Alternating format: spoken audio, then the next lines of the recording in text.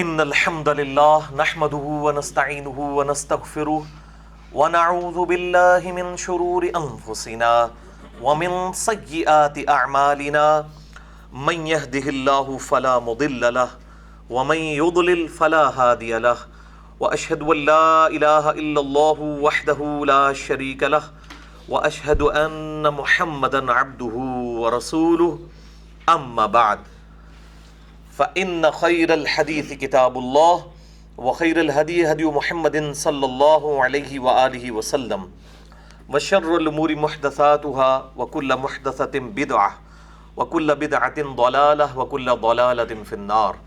أعوذ بالله السميع العليم من الشيطان الرجيم من همزه ونفخه ونفثه. بسم الله الرحمن الرحيم. رب اشرح لي صدري ويسر لي امري واحلل عقدة من لساني يفقهوا قولي. بسم الله الرحمن الرحيم. ان الله وملائكته يصلون على النبي يا ايها الذين امنوا صلوا عليه وسلموا تسليما. اللهم صل على محمد وعلى ال محمد كما صليت على ابراهيم وعلى ال ابراهيم انك حميد مجيد. اللهم بارك على محمد وعلى آل محمد كما باركت على إبراهيم وعلى آل إبراهيم إنك حميد مجيد.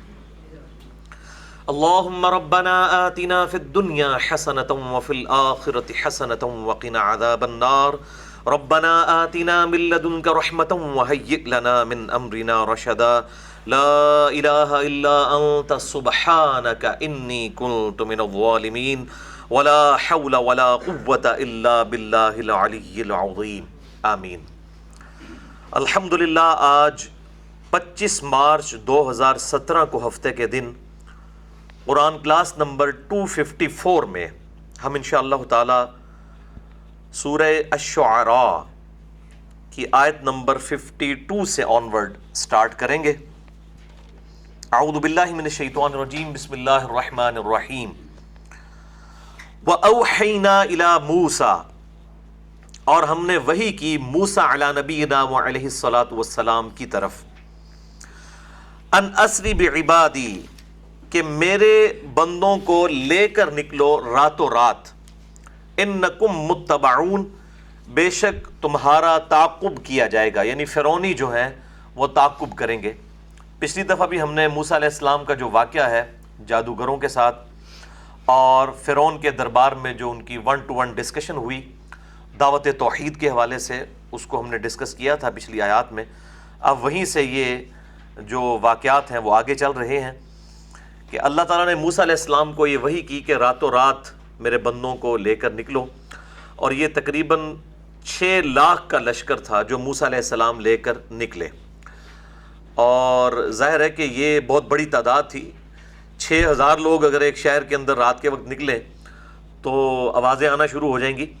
لیکن اللہ تعالیٰ کی طرف سے خاص اہتمام ہوا اس حوالے سے کہ فرعونیوں کو اس چیز کی خبر نہ ہوئی، یا اگر ان کو خبر بھی ہوئی تو انہوں نے اس کو کیجول لیا کہ ٹھیک ہے یہ بھاگ کر کہاں جائیں گے، ہم ان کا پیچھا کر لیں گے.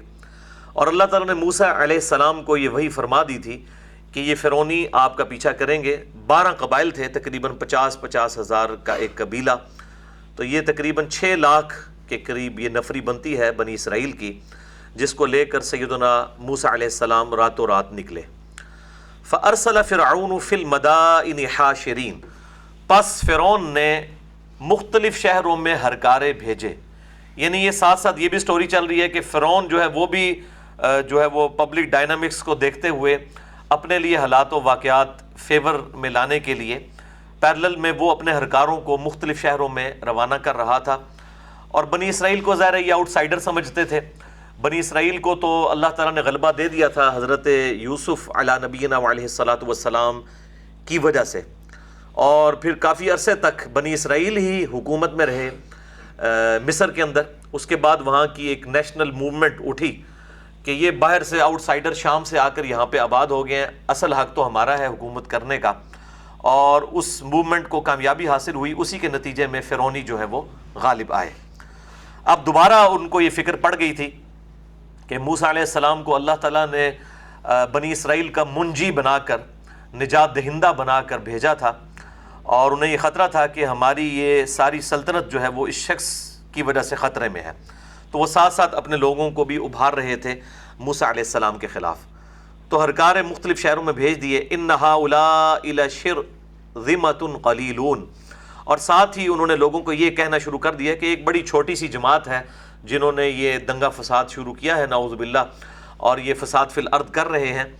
چھوٹی وہ اس اعتبار سے کہہ رہے تھے کہ ان کی طاقت کو کچھ نہیں سمجھتے تھے، اور ظاہر ہے کہ وہ 6 لاکھ کے ہونے کے باوجود بھی چونکہ غلامی کا دور گزرا تھا تو وہ مقابلہ تو فرعونیوں کا نہیں کر سکتے تھے، یعنی ذہنی پستی کا شکار ہو چکے تھے اس حوالے سے، ورنہ تعداد تو بہت زیادہ تھی، جس طرح آج بھی مسلمانوں کی کم و بیش 1.5 ارب کے قریب آبادی ہے، لیکن کفار سے مغلوب ہیں۔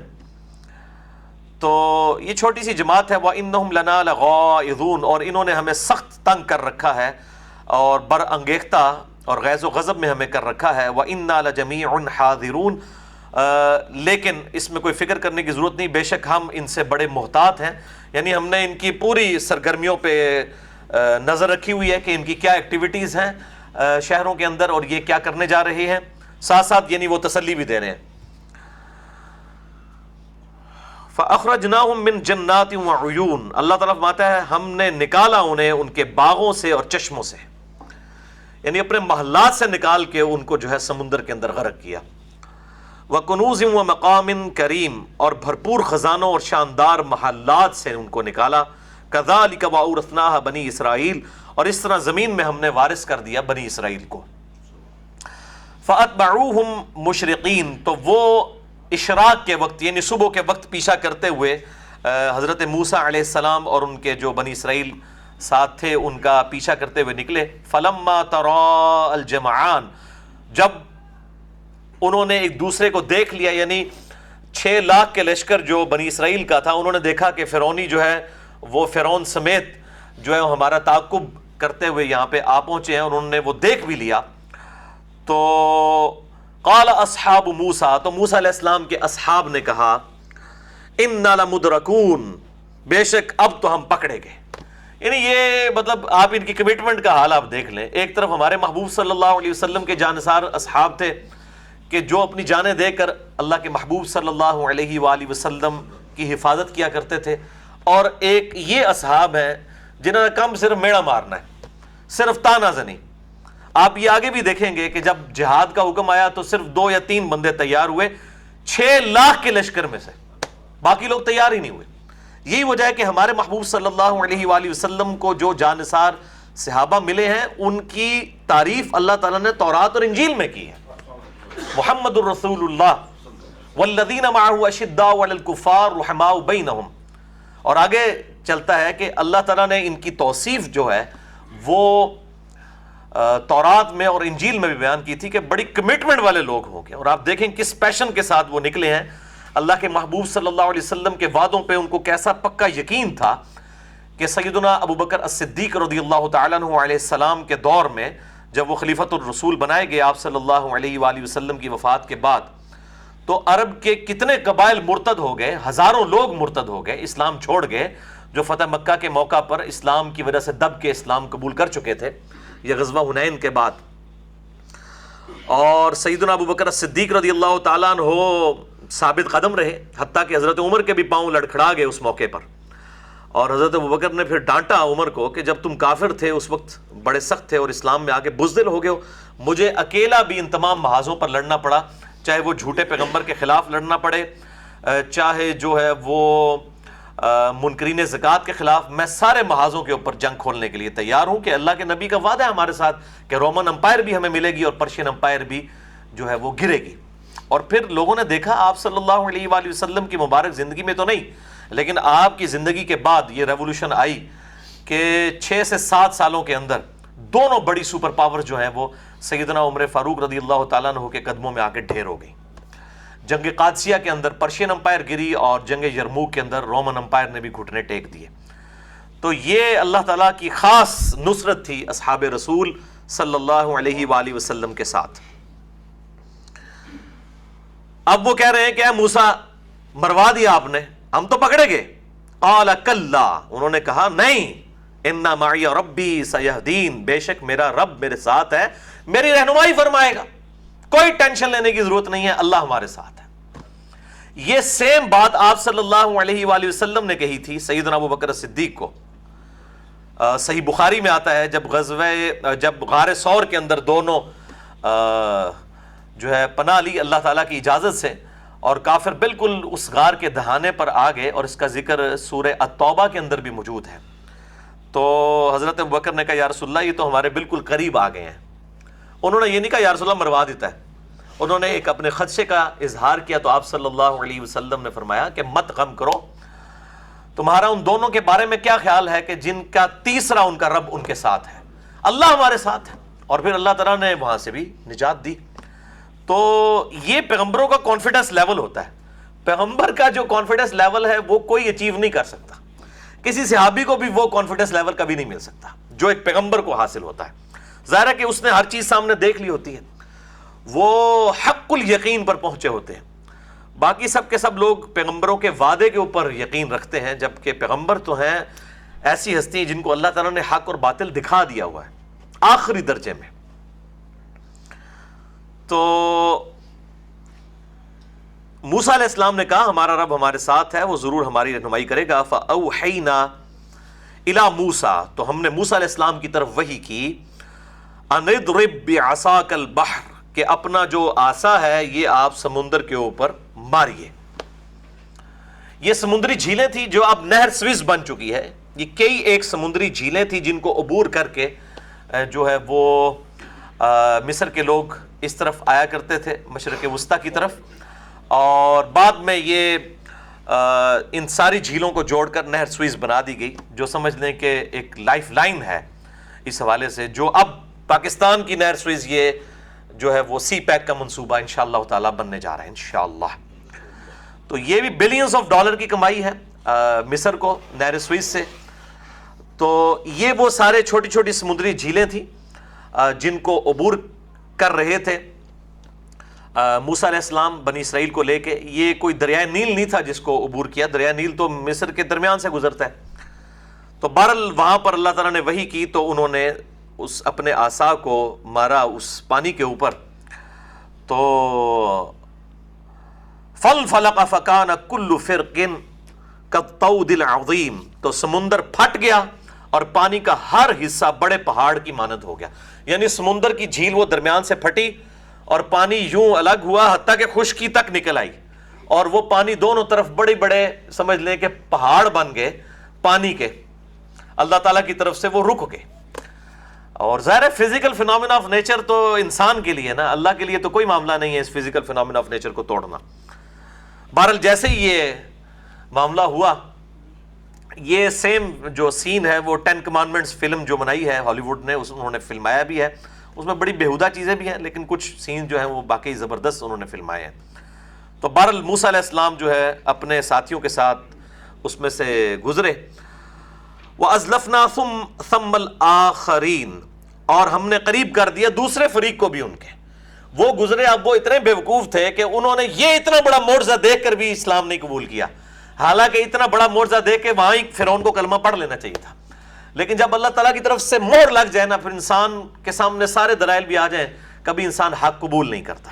وَلِعَوْذُ بِاللَّهِ تَعَالَى اللهم من احييته منا فاحيه على الاسلام ومن توفيته منا فتوفه على الايمان ربنا لا تزغ قلوبنا بعد اذ هديتنا وهب لنا من لدنك رحمه انك انت الوهاب آمین۔ تو اب وہ اس سے بڑی بیوقوفی کہ وہ اس راستے میں چل پڑے کہ ان کو یہ بھی نہ خیال آیا کہ یہ تو ان کے لیے پھٹا ہے، ہو سکتا ہے یہ ہمیں بیچ میں غرق ہی کر دے، اور وہی ہوا۔ وَأَنْجَيْنَا مُوسَىٰ، ہم نے نجات دی موسیٰ کو، وَمَن مَّعَهُ، اور ان کے ساتھیوں کو، اجمعین سب کے سب، ثُمَّ أَغْرَقْنَا الْآخَرِينَ، اور اس کے بعد ہم نے غرق کر کے رکھ دیا دوسرے فریق کو۔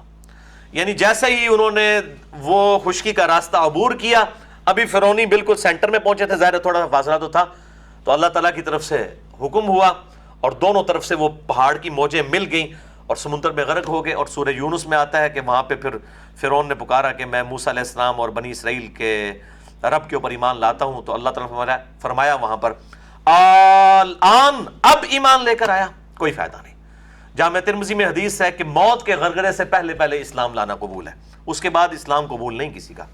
تو اب ظاہر ہے اس نے موت جب سامنے دیکھ لی تو اللہ تعالیٰ نے اس کو اس کی یہ توبہ قبول نہیں فرمائی۔ بن دیکھے ہی ماننا اصل میں مانگنا نا۔ ان الذین یخشون ربہم بالغیب، بے شک جو لوگ غیب میں اپنے رب سے ڈرتے ہیں ان کے لیے ہے اجر اور اللہ تعالیٰ کے حضور مغفرت والا معاملہ۔ دیکھ کے تو سب نے مان لینا، اور اللہ تعالیٰ اپنی قدرتوں سے عیاں بھی ہے، لیکن ان تمام چیزوں کے باوجود ایسے فزیکل فینومینا آف نیچر کے اندر چیزوں کو جوڑا ہوا ہے کہ انسان کو یہ گمان بھی نہیں آتا کہ یہ ساری کی ساری چیزیں کوئی چلا رہا ہے، جب تک انسان غور و تفکر نہ کرے۔ ہم یہی سمجھتے ہیں یہ سب کے سب معاملے خود چل رہے ہیں، ٹائم کے اوپر بارش ہو جانی اور بارش کا زمین میں جذب ہو کے وہاں سے گندم کا نکلنا، یہ شاید خود بخود ہو رہا ہے، ہمیشہ سے ہی ہم نے دیکھا ہے۔ تو اللہ تعالیٰ نے اپنے آپ کو اس اعتبار سے اس سارے سسٹم میں چھپایا ہوا ہے، اور امتحان ہے۔ اور اگر دقت نظر سے دیکھا جائے تو ہر چیز میں اللہ تعالیٰ کی قدرت نظر آتی ہے، ہر چیز اس کے ایک ہونے کا جو ہے وہ پتہ دیتی ہے، اور میں نے اس کے اوپر بڑا ڈیٹیل لیکچر دیا ہے، مسئلہ number 128۔ God is the only and alone creator of this universe۔ اللہ ہی واحد اور یکتا اکیلا کریٹر ہے، اس کائنات کا خالق ہے۔ ان فی ذلک لآیہ، بے شک اس میں ہے نشانی، وما کان اکثرهم مؤمنین، لیکن اکثر لوگ ایمان نہیں لاتے۔ وان ربک لہو العزیز الرحیم، اور بے شک تیرا رب غالب ہے لیکن رحم فرمانے والا بھی ہے، چاہے تو فوراً پکڑ لے، لیکن رحم کا تقاضا یہ ہے کہ ڈھیل دیتا ہے۔ یہ وہی دو آیات ہیں جو میں نے کہا تھا اس صورت میں بار بار ریپیٹ ہوں گی کہ اصل معجزہ نبی صلی اللہ علیہ وسلم کا ہے القرآن، اور اس القرآن کے اندر جو اگلی امتوں کے واقعات ہیں، ہر واقعے کے اندر ایک معجزہ موجود ہے، اللہ کی طرف سے ایک دلیل موجود ہے کہ وقت کے پیغمبر کے اوپر جو لوگ ایمان لاتے ہیں وہ کامیاب ہو جاتے ہیں، جو ایمان نہیں لاتے وہ اللہ تعالیٰ کی طرف سے تباہ و برباد کر دیے جاتے ہیں۔ تو اسی کا ذکر پھر اللہ تعالیٰ نے فرمایا کہ اس میں ہے نشانی، لیکن اکثر لوگ ایمان نہیں لاتے، اور تمہارا رب جو ہے وہ غالب ہے اور رحم فرمانے والا ہے۔ الحمدللہ۔ اب میرے بھائیو اگلی جو آیات ہیں سورہ الشعراء آیت نمبر 69 سے آنورڈ 104 تک، یہ بڑی انٹرسٹنگ آیات ہیں۔ سیدنا ابراہیم علی نبینا وعلیہ الصلاۃ والسلام کے حوالے سے انہوں نے جو اپنی قوم میں دعوت توحید بیان کی اور اس کے اگینسٹ ان کی قوم کا رسپانس کیا تھا، اور حضرت ابراہیم علیہ السلام کس طرح ڈٹے رہے اپنے اس حق کے اوپر۔ ویسے تو الگ سے میں نے مسئلہ نمبر 145 بھی ریکارڈ کروایا تھا سورۃ الانبیاء کی آیات کے کانٹیکسٹ میں، جہاں پہ وہ بتوں کے توڑنے والا واقعہ آتا ہے سیدنا ابراہیم علی نبینا علیہ الصلاۃ والسلام کا۔ یہاں پر تو اشارتاً ذکر ہے اس چیز کا، لیکن یہاں پر ابراہیم علیہ السلام کی جو اپنے رب کے ساتھ کمٹمنٹ ہے اس کا جو اظہار ہے کمال ہے، اور اسی میں وہ شہرا آفاق آیت بھی آئے گی جو عموماً ہاسپٹلز کے باہر لکھی جاتی ہے، 80 نمبر آیت سورہ الشعراء کی 80 نمبر، وَإِذَا مَرِضْتُ فَهُوَ يَشْفِينِ، اور جب میں بیمار ہوتا ہوں تو وہی مجھے شفا دیتا ہے۔ تو اسی آیت کے کانٹیکسٹ میں نے کچھ ڈیٹیل گفتگو بھی کرنی ہے۔ 8 صحیح الاسناد احادیث میں نے انشاءاللہ تعالی صحیح بخاری اور صحیح مسلم سے بیان کرنی ہے، اور ایک عقیدہ بھی کلیئر کرنا ہے۔ جو 70,000 لوگ بغیر حساب و کتاب کے جنت میں داخل ہوں گے، جو بخاری اور مسلم کی احادیث ہیں اس کے کانٹیکسٹ میں، لیکن پہلے ہم ان آیات کو کور کرتے ہیں، اس کے بعد انشاءاللہ تعالی ہم احادیث کو ڈسکس کریں گے، اور اسی پہ ہمارا درس کنکلوڈ ہوگا۔ پہلے آیات کور کر لیں، اس کے بعد آپ قرآن پاک بند کر دیں گے، پھر میں انشاءاللہ ان احادیث کو ڈسکس کروں گا انشاءاللہ۔ وَاتْلُ عَلَيْهِمْ نَبَأَ إِبْرَاهِيمَ، اے نبی صلی اللہ علیہ وسلم ان پر تلاوت کیجئے، پڑھ کر سنائیے ان کو خبر ابراہیم علیہ السلام کے بارے میں۔ اذ قال لأبیہ، جب کہ انہوں نے اپنے باپ سے کہا، وقومہ، اور اپنی قوم سے، ما تعبدون، تم کن چیزوں کی پرستش کر رہے ہو؟ قالوا نعبد اصناما، انہوں نے کہا ہم پوجتے ہیں بتوں کو۔ فنظل لها عاکفین، اور ہم ہر وقت اسی پر اعتکاف کر کے بیٹھے رہتے ہیں۔ اس میں ہمیں سکون ملتا ہے۔ وہی ٹنڈولکر والی بات ہے، جب میں مندر سے ہو کے آتا ہوں تو سینچری کرتا ہوں، مسلمان کہتا ہے میں جب فلاں دربار سے ہو کے آتا ہوں تو کامیابی ہوتی ہے۔ دونوں ہی ٹھیک ہے اپنی جگہ۔ پھر اگر یہی معیار ہے، کتاب و سنت اگر معیار نہیں ہے، علم معیار نہیں ہے، تو پھر اسی قسم کے معیار بنائے جائیں گے۔ قال هل يسمعونكم اذ تدعون، انہوں نے پوچھا بھلا یہ بتاؤ تو کیا وہ تمہاری آواز سنتے ہیں جب تم انہیں پکارتے ہو؟ او ینفعونکم او یضرون، یا تمہیں کوئی نفع دے سکتے ہیں یا نقصان؟ یہ بت، مٹی کے بت تراشے ہوئے، پتھروں کے تمہارے اپنے ہاتھوں سے بنائے ہوئے، کیا تمہیں کوئی نفع اور نقصان دے سکتے ہیں؟ کیا دے سکتے ہیں؟ اب اس کی دلیل میں بجائے انہوں نے جواب دینے کے نا جنہوں پنجابی سے کہنا چھڑول ماری، قالوا بل وجدنا آباءنا، انہوں نے کہا کہ دلیل یہ ہے کہ ہم نے اپنے بزرگوں کو اس کی عبادت کرتے ہوئے بتوں کی پایا ہے، کوئی دلیل نہیں ہے، سنا کے سننی ٹننی، پڑھ پڑھا کے سننی نہیں، بکش مسلمان نہیں، علم کی بنیاد نہیں، بلکہ ہم نے اپنے آباء و اجداد اور بزرگوں کو اس پہ پایا۔ کذالک یفعلون، وہ بھی یہی کیا کرتے تھے، اسی تو شروع تو 11ویں دینے ہیں، یہ دلیل۔ وہ پوچھا بھائی سنت ہے کوئی صحابی کا عمل ہے؟ نہیں، اسی تو شروع تو کر رہے جی، اسی تو ہے انہیں۔ تو یہ اس قسم کے لیم ایکسکیوزڈ ڈیوائز آج بھی کیے جاتے ہیں۔ یعنی میں اب اس کو آج کے دور کے اعتبار سے اگر سائملٹینیس کنٹراسٹ بتانا شروع کر دوں تو بہت زیادہ ٹائم لگے گا، میں اس کو یہیں پہ سکپ کرتا ہوں اور اسی کی طرف واپس آتا ہوں۔ قال افرأیتم ما کنتم تعبدون، ابراہیم علیہ السلام نے کہا کیا تم دیکھ نہیں رہے ہو کہ جن ہستیوں کی تم پرستش کر رہے ہو ان کا حال تمہارے سامنے ہے، نہ کسی کو نفع دے سکتے ہیں نہ نقصان دے سکتے ہیں۔ انتم وآباؤکم الاقدمون، تم ہو یا تمہارے آباء و اجداد ہو، سب کے سب اسی گمراہی کے اوپر چل رہے تھے۔ سورہ الانبیاء میں تو یہاں تک آتا ہے انتم وآباؤکم فی ضلال مبین، ابراہیم علیہ السلام نے کہا تم اور تمہارے سارے بزرگ آباء و اجداد کھلی گمراہی میں تھے۔ تو یہ بھی امت ابراہیمی ہے، یہ کہتے ہیں جی پازیٹیو میٹھے انداز میں بات ہونی چاہیے۔ ابراہیم علیہ السلام سے زیادہ میٹھا انداز کس کا تھا؟ ہمارے نبی صلی اللہ علیہ وسلم کو قرآن میں ابراہیم علیہ السلام کی پیروی کا حکم ہوا ہے، واحد پیغمبر ہیں جن کی پیروی کا حکم بائی نیم اللہ تعالیٰ نے کیا ہے کہ ابراہیم علیہ السلام کی زندگی میں آپ کے لیے نمونہ ہے۔ ہمیں کہا گیا لقد کان لکم فی رسول اللہ اسوۃ حسنہ، اور ہمارے محبوب صلی اللہ علیہ وسلم کو کہا گیا ابراہیم کی زندگی میں آپ کے لیے نمونہ ہے۔ اسی لیے دیکھیں آپ صلی اللہ علیہ وسلم توحید کے معاملے میں کبھی کمپرومائز نہیں آپ نے کیا، نیور نیور ایور، کبھی بھی نہیں۔ فَإِنَّهُمْ عَدُوٌّ لِّي إِلَّا رَبَّ الْعَالَمِينَ، پس تم سب کے سب میرے دشمن ہو سوائے میرے رب کے۔ ابراہیم علیہ السلام کا آپ ذرا کمٹمنٹ لیول دیکھیں، اکیلے ہیں، کوئی ساتھ نہیں ہے، ابھی بیوی بچے بھی نہیں، شادی بھی نہیں ہوئی ہے، اکیلے۔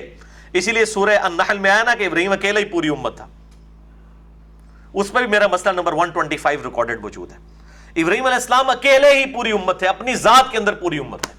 اس سے یہ بھی بات پتہ چلی کہ quantity is not authenticity in the sight of Allah, rather quality is authenticity. اللہ کے حضور تعداد کا زیادہ ہونا کسی کی حق پرستی کی دلیل نہیں ہے، کسی جماعت کی حق ہونے پہ، بلکہ کوالٹی کا صحیح ہونا یہ دلیل ہے، چاہے وہ ابراہیم اکیلے ہی امت ہو، ابراہیم علی نبینا علیہ الصلوۃ والسلام۔ تم سب کے سب میرے دشمن ہو، تمہارے بت بھی، تمہارے بزرگ بھی، تم سب کے سب سوائے میرے رب کے۔ اب دیکھیں اللہ تعالیٰ نے سورہ آل عمران میں بھی فرمایا نا، ما کان ابراہیم یہودیا ولا نصرانیا، ابراہیم علیہ السلام نہ تو یہودی تھے اور نہ نصرانی تھے۔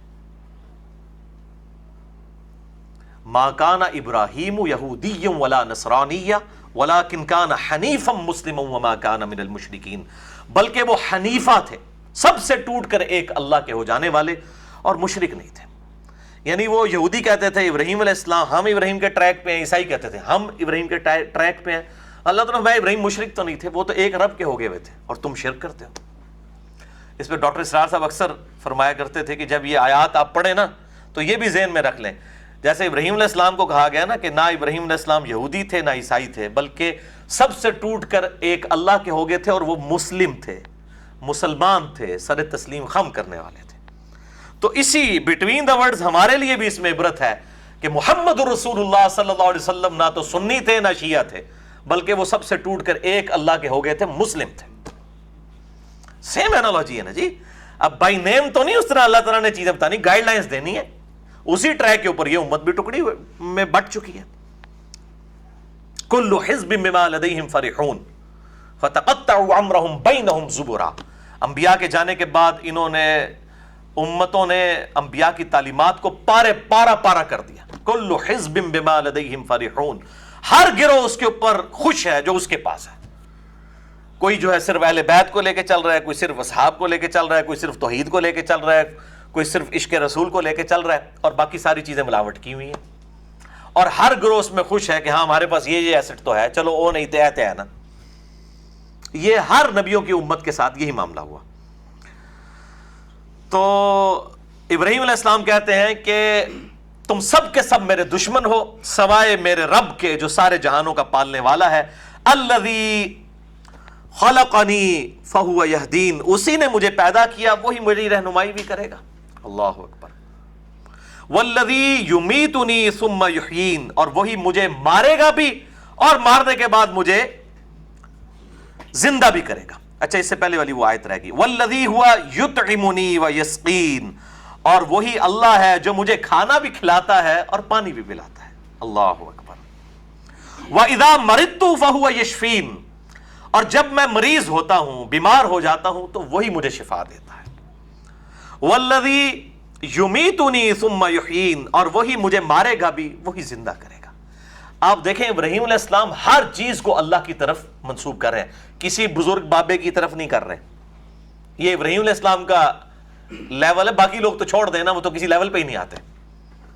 وَالَّذِي أَطْمَعُ أَن يَغْفِرَ لِي خَطِيئَتِي، اور وہی اللہ ہے جس سے میں طمع رکھتا ہوں، اس بات کی میں امید رکھتا ہوں، لالچ رکھتا ہوں کہ میرے گناہوں کو، میری خطاؤں کو معاف کر دے گا۔ یوم الدین، قیامت کے دن۔ رب ہب لی حکما والحقنی بالصالحین، اے میرے رب مجھے اپنی پاس سے حکم عطا فرما، علم اور عمل میں کمال عطا فرما، والحقنی بالصالحین، اور مجھے اپنے نیک بندوں کے ساتھ شامل فرما۔ وجعلنی لسان صدق فی الآخرین، اور اے اللہ بنا دے میرے لیے سچی ناموری آنے والے لوگوں میں، یعنی آنے والے لوگ مجھے اچھے نام سے یاد کریں کہ ایک ابراہیم تھا جو ٹوٹلی اوبیڈینٹ تھا اپنے گاڈ کا، جس نے ٹاپ پرائورٹی، ترجیح اول اللہ کو بنایا ہوا تھا۔ دیکھ لیں آج تک آپ درود شریف بھی جب پڑھتے ہیں ابراہیم علیہ السلام کا ذکر کرتے ہیں، سال کے بعد قربانی کرتے ہیں، اسے سنت محمدیہ نہیں کہا جاتا، سنت ابراہیمی کہا جاتا ہے۔ اور آپ صلی اللہ علیہ وسلم نے فرمایا کہ میں دعائے ابراہیم ہوں، میں عیسیٰ علیہ السلام کی بشارت ہوں، میں اپنی ماں کا وہ خواب ہوں جو انہوں نے میری پیدائش کے وقت دیکھا کہ ان کے لیے ایک نور ظاہر ہوا جس سے شام کے محلات بھی روشن ہو گئے۔ مسند احمد میں یہ حدیث موجود ہے، مشکات کے اندر بھی موجود ہے، آپ صلی اللہ علیہ وآلہ وسلم کے فضائل والے چیپٹر میں صحیح سند کے ساتھ۔ شیخ البانی اور شیخ زبیر علی زئی رحمہم اللہ اس حدیث کو صحیح کہتے ہیں۔ تو آپ صلی اللہ علیہ وسلم دعائے ابراہیم ہے، ابراہیم علیہ السلام کی یہ دعا جو ہے سورہ البقرہ میں بھی آئی کہ اللہ اس قوم میں ایسا پیغمبر بھیج جو تیری آیات ان پر تلاوت کرے، ان کا تزکیہ کرے، ان کو کتاب و حکمت کی تعلیم دے، اور اللہ تعالیٰ نے وہ دعا قبول فرمائی۔ اب اکیلے ابراہیم علیہ السلام ہیں اور دیکھ رہے ہیں ان کی اللہ تعالیٰ سے کیا امیدیں ہیں۔ وہ کہہ رہے ہیں کہ اللہ آنے والے نسلوں میں میرے لیے سچی ناموری رکھنا، لوگ مجھے اچھی زبان کے ساتھ یاد کریں۔ ہمیں بھی یہ دعا سکھائے گی، ربنا ہب لنا من ازواجنا وذریاتنا قرۃ اعین وجعلنا للمتقین اماما، اے اللہ بنا دے ہماری بیویوں اور ہماری اولاد میں ہماری آنکھوں کی ٹھنڈک، اور ہمیں پرہیزگار لوگوں کا امام بنانا، یعنی ہماری اولاد میں جو لوگ آئیں وہ پرہیزگار ہوں، ہم ان کے امام ہوں۔ یہ امام مسجد نہیں ہے، امام سے مراد جو پہلے گزر چکے ہیں، جیسے ابراہیم علیہ السلام ہمارے امام ہیں، محمد رسول اللہ ہمارے امام ہیں، خلفائے راشدین ہمارے امام ہیں علیہم السلام اجمعین۔ تو انہوں نے اللہ سے دعا کی، وجعلنی من ورثۃ الجنۃ النعیم، اور مجھے بنا دے ان لوگوں میں سے جو جنت کی نعمتوں کے وارث ہونے والے ہیں، اے اللہ مجھے جنت عطا فرما۔ یہ ساری دعائیں۔ واغفر لی ابی، اور بخش دے میرے باپ کو، انہ کان من الضالین، بے شک وہ گمراہوں میں سے ہے، لیکن اسے توفیق نہیں ہوئی کہ وہ حق بات قبول کرتا۔ ولا تخزنی یوم یبعثون، اور مجھے شرمسار نہ کرنا اس دن جب کہ مردوں کو قبروں سے نکالا جائے گا۔ اے اللہ اس دن تو میری عزت کی حفاظت فرمانا، اے اللہ میری غلطیوں پر پردہ رکھنا۔ اللہ اکبر۔ یوم لا ينفع مال ولا بنون، وہ قیامت کا دن جس دن نہ تو مال کام آئے گا اور نہ کسی کے بیٹے اس کے کام آئیں گے۔ ایک قبائلی سسٹم میں بیٹے طاقت کی نشانی سمجھے جاتے تھے، لیکن قیامت والے دن نہ مال نہ اولاد، کوئی چیز کام نہیں آئے گی۔ الا من اتى اللہ بقلب سلیم، مگر وہ شخص جو اللہ کے حضور رجوع لانے والا دل لے آیا، وہ اللہ کے ہاں اس کی قدر ہے۔ وَأُزْلِفَتِ الْجَنَّةُ لِلْمُتَّقِينَ، اور قریب کر دی جائے گی جنت پرہیزگاروں کے لیے، اللہ سے ڈر جانے والوں کے لیے۔ وَبُرِّزَتِ الْجَحِيمُ لِلْغَاوِينَ، اور ظاہر کر دی جائے گی دوزخ جو باغی لوگ ہیں ان کے لیے، جو طوفانی اور طغا والی نیچر رکھنے والے، طاغوت کی پیروی کرنے والے لوگ ہیں، بہکنے والے لوگ۔ وَقِيلَ لَهُمْ أَيْنَ مَا كُنْتُمْ تَعْبُدُونَ، پھر کہا جائے گا کہاں گئے وہ جن کی تم عبادت کیا کرتے تھے اللہ کے مقابلے پر، من دون اللہ، اللہ کو چھوڑ کر۔ هَلْ يَنْصُرُونَكُمْ، کیا وہ تمہاری کچھ مدد کر سکتے ہیں؟ او ينتصرون، یا کوئی انتقام لے سکتے ہیں؟ اللہ نے جو تمہیں اس تکلیف میں ڈالا، اللہ تعالیٰ کے مقابلے پر کوئی انتقام لے سکتا ہے؟ فَكُبْكِبُوا فِيهَا هُمْ وَالْغَاوُونَ، پس اوندے کر کے پھینک دیے جائیں گے اس میں وہ اور دوسرے تمام جو باغی لوگ ہیں، گمراہ لوگ۔ وَجُنُودُ إِبْلِيسَ أَجْمَعُونَ، اور ابلیس کے سارے گروہ جو ہیں، سارے لشکر بھی دوزخ میں پھینک دیے جائیں گے۔ قَالُوا وَهُمْ فِيهَا يَخْتَصِمُونَ، اور وہاں وہ کہیں گے اس حال میں کہ وہ دوزخ میں آپس میں لڑ رہے ہوں گے۔ دوست کی جب دوزخ میں پہنچ جائیں گے ظاہر ہے پھر آپس میں لڑیں گے۔ اس حوالے سے ایک بڑا اہم لیکچر میں نے دیا ہے اہل سنت پاک .com پہ، شیطان سے آخری ملاقات کے نام سے، جو اللہ تبارک و تعالی قیامت والے دن مکالمہ دوزخیوں کا اور شیطان کا آپس میں ہونے والا ہے۔ مسئلہ نمبر ہے وہ 113، شیطان سے آخری ملاقات۔ تو یہاں پر دوزخی آپس میں لڑ رہے ہوں گے، تاللہ کہیں گے اللہ کی قسم، ان کننا لفی ضلال مبین، بے شک ہم کھلی گمراہی میں سے تھے، اذ نسویکم برب العالمین، جب ہم نے رب العالمین کے برابر تمہیں مان لیا، یعنی ہم شیطان کی پیروی کی، گویا اللہ کے مقابلے پہ ہی اسے مان لیا۔ یہ نہیں ہے کہ وہ شیطان کی ڈائریکٹ عبادت کرتے تھے، ایسے لوگ تو بہت کم ہیں۔ شیطان کی پیروی جو ہے وہ نفس کی پیروی، وہ اللہ کے مقابلے پہ کھڑا کرنے والی بات ہے۔ افرائیت من اتخذ الہ ہوا، بھلا اس شخص کو دیکھا جس نے اپنی خواہش نفس کو اپنا خدا بنا لیا ہے، والعیاذ باللہ تعالی۔ وما اضلنا الا المجرمون، اور نہیں گمراہ کیا مگر ہمیں ان مجرموں نے۔ فما لنا من شافعین، تو آج نہیں ہمارے لیے کوئی سفارشی، ولا صدیق حمیم، اور نہ ہی کوئی غمخوار دوست ہے۔ فلو ان لنا کرۃ فنکون من المؤمنین، پس اگر ہمارے اختیار میں ہوتا کہ ہم اب دنیا میں واپس بھیج دیے جاتے تو ہم اہل ایمان میں ہوتے، لیکن آخرت میں تو یہ معاملہ ہونا نہیں۔ دنیا میں تو انسان ناکام ہو پھر کامیابی کے لیے کوئی امید بن سکتی ہے، لیکن آخرت کی جب ناکامی ایک دفعہ ڈیسائیڈ ہوگی تو پکی ناکامی، والعیاذ باللہ تعالی۔ اللہم اجرنا من النار، اللہم اجرنا من النار، اللہم اجرنا من النار، آمین۔ ان فی ذلک لآیہ، بے شک اس میں ہے نشانی، وما کان اکثرهم مؤمنین، لیکن اکثر لوگ ایمان نہیں لاتے، وان ربک لہو العزیز الرحیم، اور بے شک تیرا رب جو ہے وہ غالب ہے لیکن وہ رحم فرمانے والا بھی ہے، ڈھیل دیتا رہتا ہے، چاہے تو پکڑ لے لیکن پکڑتا نہیں ہے۔ تو یہ آیت نمبر 104 پہ ہماری گفتگو کنکلوڈ ہوئی۔ آپ قرآن پاک بند کر دیجئے۔ میرے بھائیو، جو یہ سورہ الشعراء کی ہم نے آیت پڑھی، آیت نمبر 80، سیدنا ابراہیم علی نبینا وعلیہ الصلاۃ والسلام کے حوالے سے، کہ وہ اپنی قوم کو دعوت دیتے ہوئے کہتے ہیں وَإِذَا مَرِضْتُ فَهُوَ يَشْفِينِ، جب میں بیمار پڑ جاتا ہوں تو وہی مجھے شفا دیتا ہے۔ یہ اکثر ہاسپٹلز کے باہر بھی آیت لکھی ہوئی ہوتی ہے، اور ظاہر ہے کہ ہاسپٹلز ہوں، دوائیاں ہوں، یہ سب کے سب اسباب ہیں۔ اسباب اختیار کرنا سنت بلکہ فرض ہے، لیکن اسباب پر ہی یقین کر لینا اور مسبب الاسباب کو پس پش ڈال دینا یہ کفر ہے۔ جس طرح اسباب اختیار کرنا سنت اور فرض ہے، اسی طریقے سے مسبب الاسباب پر نظر رکھنا اور اسباب کو صرف ذریعہ سمجھنا اور اصل جو ہے وہ فاعل حقیقی اللہ تعالیٰ کو ماننا، یہ ایمان کا بنیادی تقاضا ہے۔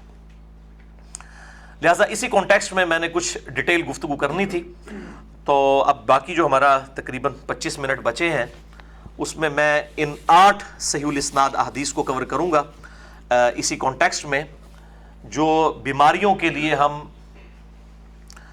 دوا کا اہتمام کرتے ہیں، اس میں بھی دو ایکسٹریمز پائی جاتی ہیں. ایک طرف وہ لوگ ہیں جو دعا اختیار کرنے کو، دوائی کو اختیار کرنے کو توکل کے منافی سمجھتے ہیں، اور اس میں پرٹیکولرلی جو صوفیاء کا طبقہ ہے. اور دوسری ایکسٹریم پہ وہ بالکل آزاد خیال قسم کے سیکولر ٹائپ کے لوگ ہیں جو سمجھتے ہیں کہ دعائیوں کے اندر ہی شفا ہے، بس اللہ تعالیٰ نے ایک فزیکل فینومینا آف نیچر بنا دیا ہے، تو یہ ہو سکتا ہی نہیں ہے کہ دوائی دی جائے اور انسان کو آرام نہ آئے. بس اوقات ایسا ہوتا بھی ہے کہ وہی دوائی ایک بندے کے لیے اثر کر جاتی، دوسرے کے لیے نہیں کرتی. تو اللہ تعالیٰ، لیکن عمومی معاملہ ایسا ہی ہے کہ اللہ تعالیٰ نے دنیا کو چونکہ اسباب کے ساتھ جوڑا ہے، فزیکل فینومینا آف نیچر یہاں پہ ایگزیکیوٹ ہوتے ہیں، اس میں کوئی شک نہیں ہے. اور اسی میں تو امتحان ہے. اللہ تعالیٰ خود تو بیک فٹ پہ ہے نا، سامنے نظر آ رہا، ورنہ تو امتحان ہی ختم ہو جائے گا. ان الذین یخشون ربہم بالغیب لہم مغفرۃ واجر کبیر، بے شک وہ لوگ جو کہ اپنے رب سے بغیر دیکھے ہوئے ڈرتے ہیں، ان کے لیے ہے مغفرت اور اجر عظیم. دیکھ کے تو سب نے مان لینا. تو بہرحال نور علی نور کے تحت اللہ تعالیٰ نے جو ہمیں جبلی ہدایت دی تھی ان فزیکل فینومینا آف نیچر کو آبزرو کر کے اللہ تعالیٰ تک پہنچنے کی، نور علی نور، اللہ تعالیٰ نے اس نور پر نور ہمیں قرآن حکیم دے دیا ہے اپنے محبوب صلی اللہ علیہ وآلہ وسلم کے ذریعے، کہ ہم اس ہدایت کی کتاب کے ذریعے اگر کوئی ایمبیگوٹی رہ بھی گئی ہے تو اللہ تعالیٰ تک پہنچ سکتے ہیں الحمدللہ. تو یہ جو آیت آئی وَإِذَا مَرِضْتُ فَهُوَ يَشْفِينِ، اور جب میں بیمار ہوتا ہوں تو وہی مجھے شفا دیتا ہے. یقین کامل اللہ تعالیٰ کے ساتھ خاص ہونا چاہیے. بلکہ میرے ایمان کا تقاضا ہے کہ یہ آیات ان کو دوبارہ سے میں کور کروں. یہ بڑی زبردست وجد آمیز آیات ہیں. ابراہیم علیہ السلام اپنی قوم سے کہتے ہیں فَإِنَّهُمْ عَدُوٌّ لِّي إِلَّا رَبَّ الْعَالَمِينَ، یہ سب کی سب ہستیاں جن کو اللہ کے مقابلے پہ تم نے ٹھہرا لیا ہے، یہ سب میری دشمن ہے سوائے میرے اس رب کے جو سارے جہانوں کا پالنے والا ہے. الذی خلقنی فہو یہدین، اور وہی اللہ ہے جس نے مجھے پیدا کیا اور مجھے وہ ہدایت بھی دے گا، رہنمائی کرے گا. والذی ہوا یطعمنی ویسقین، وہی ہے جو مجھے کھلاتا بھی ہے اور پلاتا بھی ہے. ٹھیک ہے، یہاں کہتے ہیں جی بزرگ کھلاتے پلاتے ہیں. وَإِذَا مَرِضْتُ فَهُوَ يَشْفِينِ، اور جب میں بیمار پڑتا ہوں وہی مجھے شفا دیتا ہے. وَالَّذِي يُمِيتُنِي ثُمَّ يُحْيِينِ، اور وہی ہے جو مجھے مارے گا بھی مجھے زندہ بھی کرے گا. وَالَّذِي أَطْمَعُ أَن يَغْفِرَ لِي خَطِيئَتِي، اور اسی سے مجھے طمع اور لالچ اور امید ہے کہ وہ میری خطاؤں سے درگزر فرمائے گا یوم الدین، قیامت کے دن.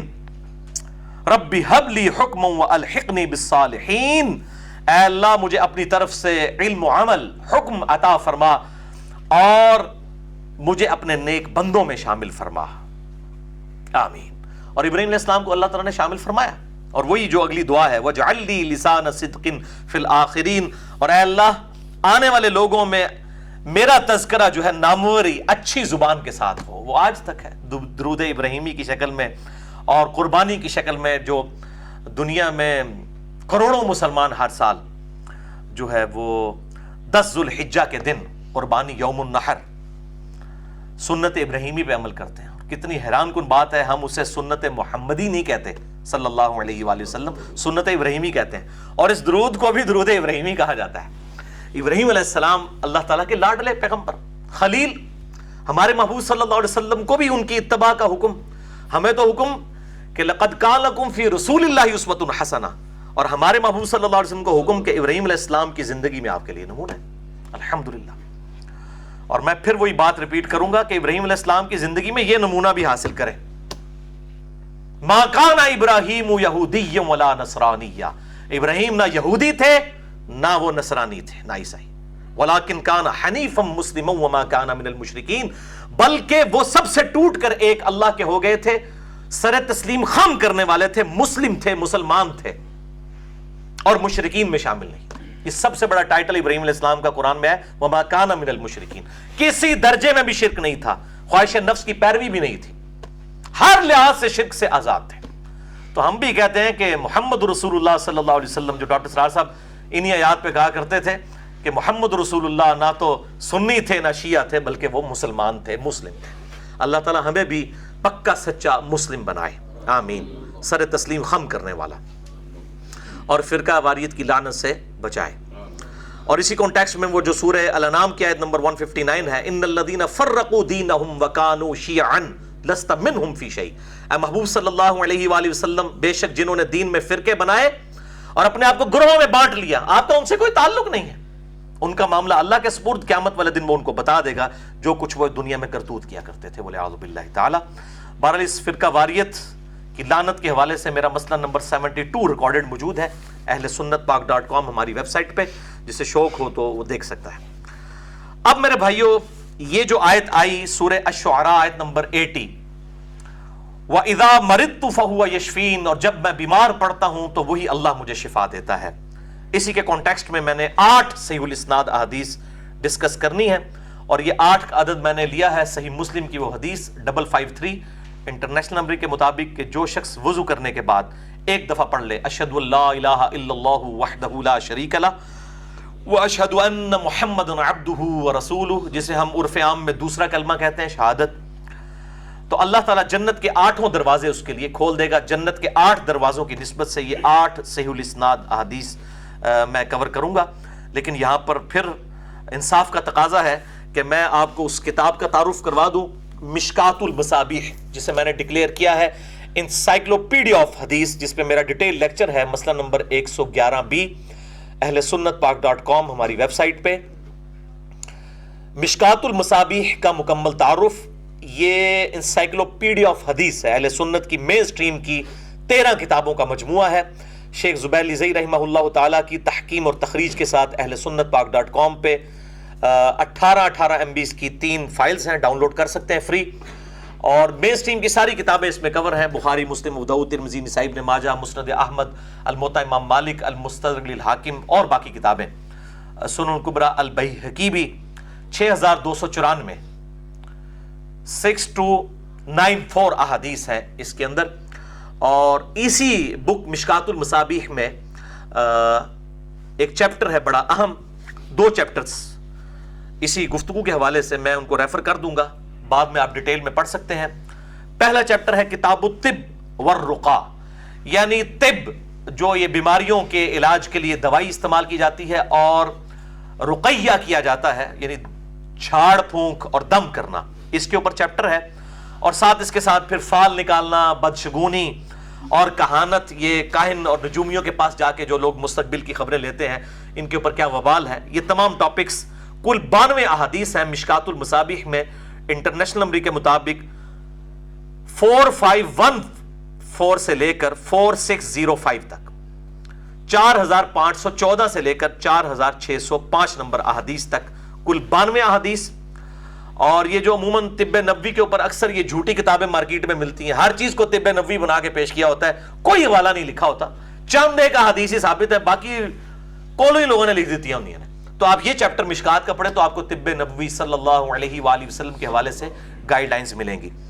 اور دوسرا اہم چیپٹر ہے سائملٹینیس کنٹراسٹ، ظاہر ہے 2 ایکسٹریمز ہیں، ایک ایکسٹریم تو یہ ہے کہ آپ دوائی پہ ہی صرف توکل کر لیں، اور دوسری طرف ہے کہ آپ جو ہے وہ دوائی کو بالکل چھوڑ ہی دیں، ٹھیک ہے، یہ دونوں ایکسٹریمز ہیں۔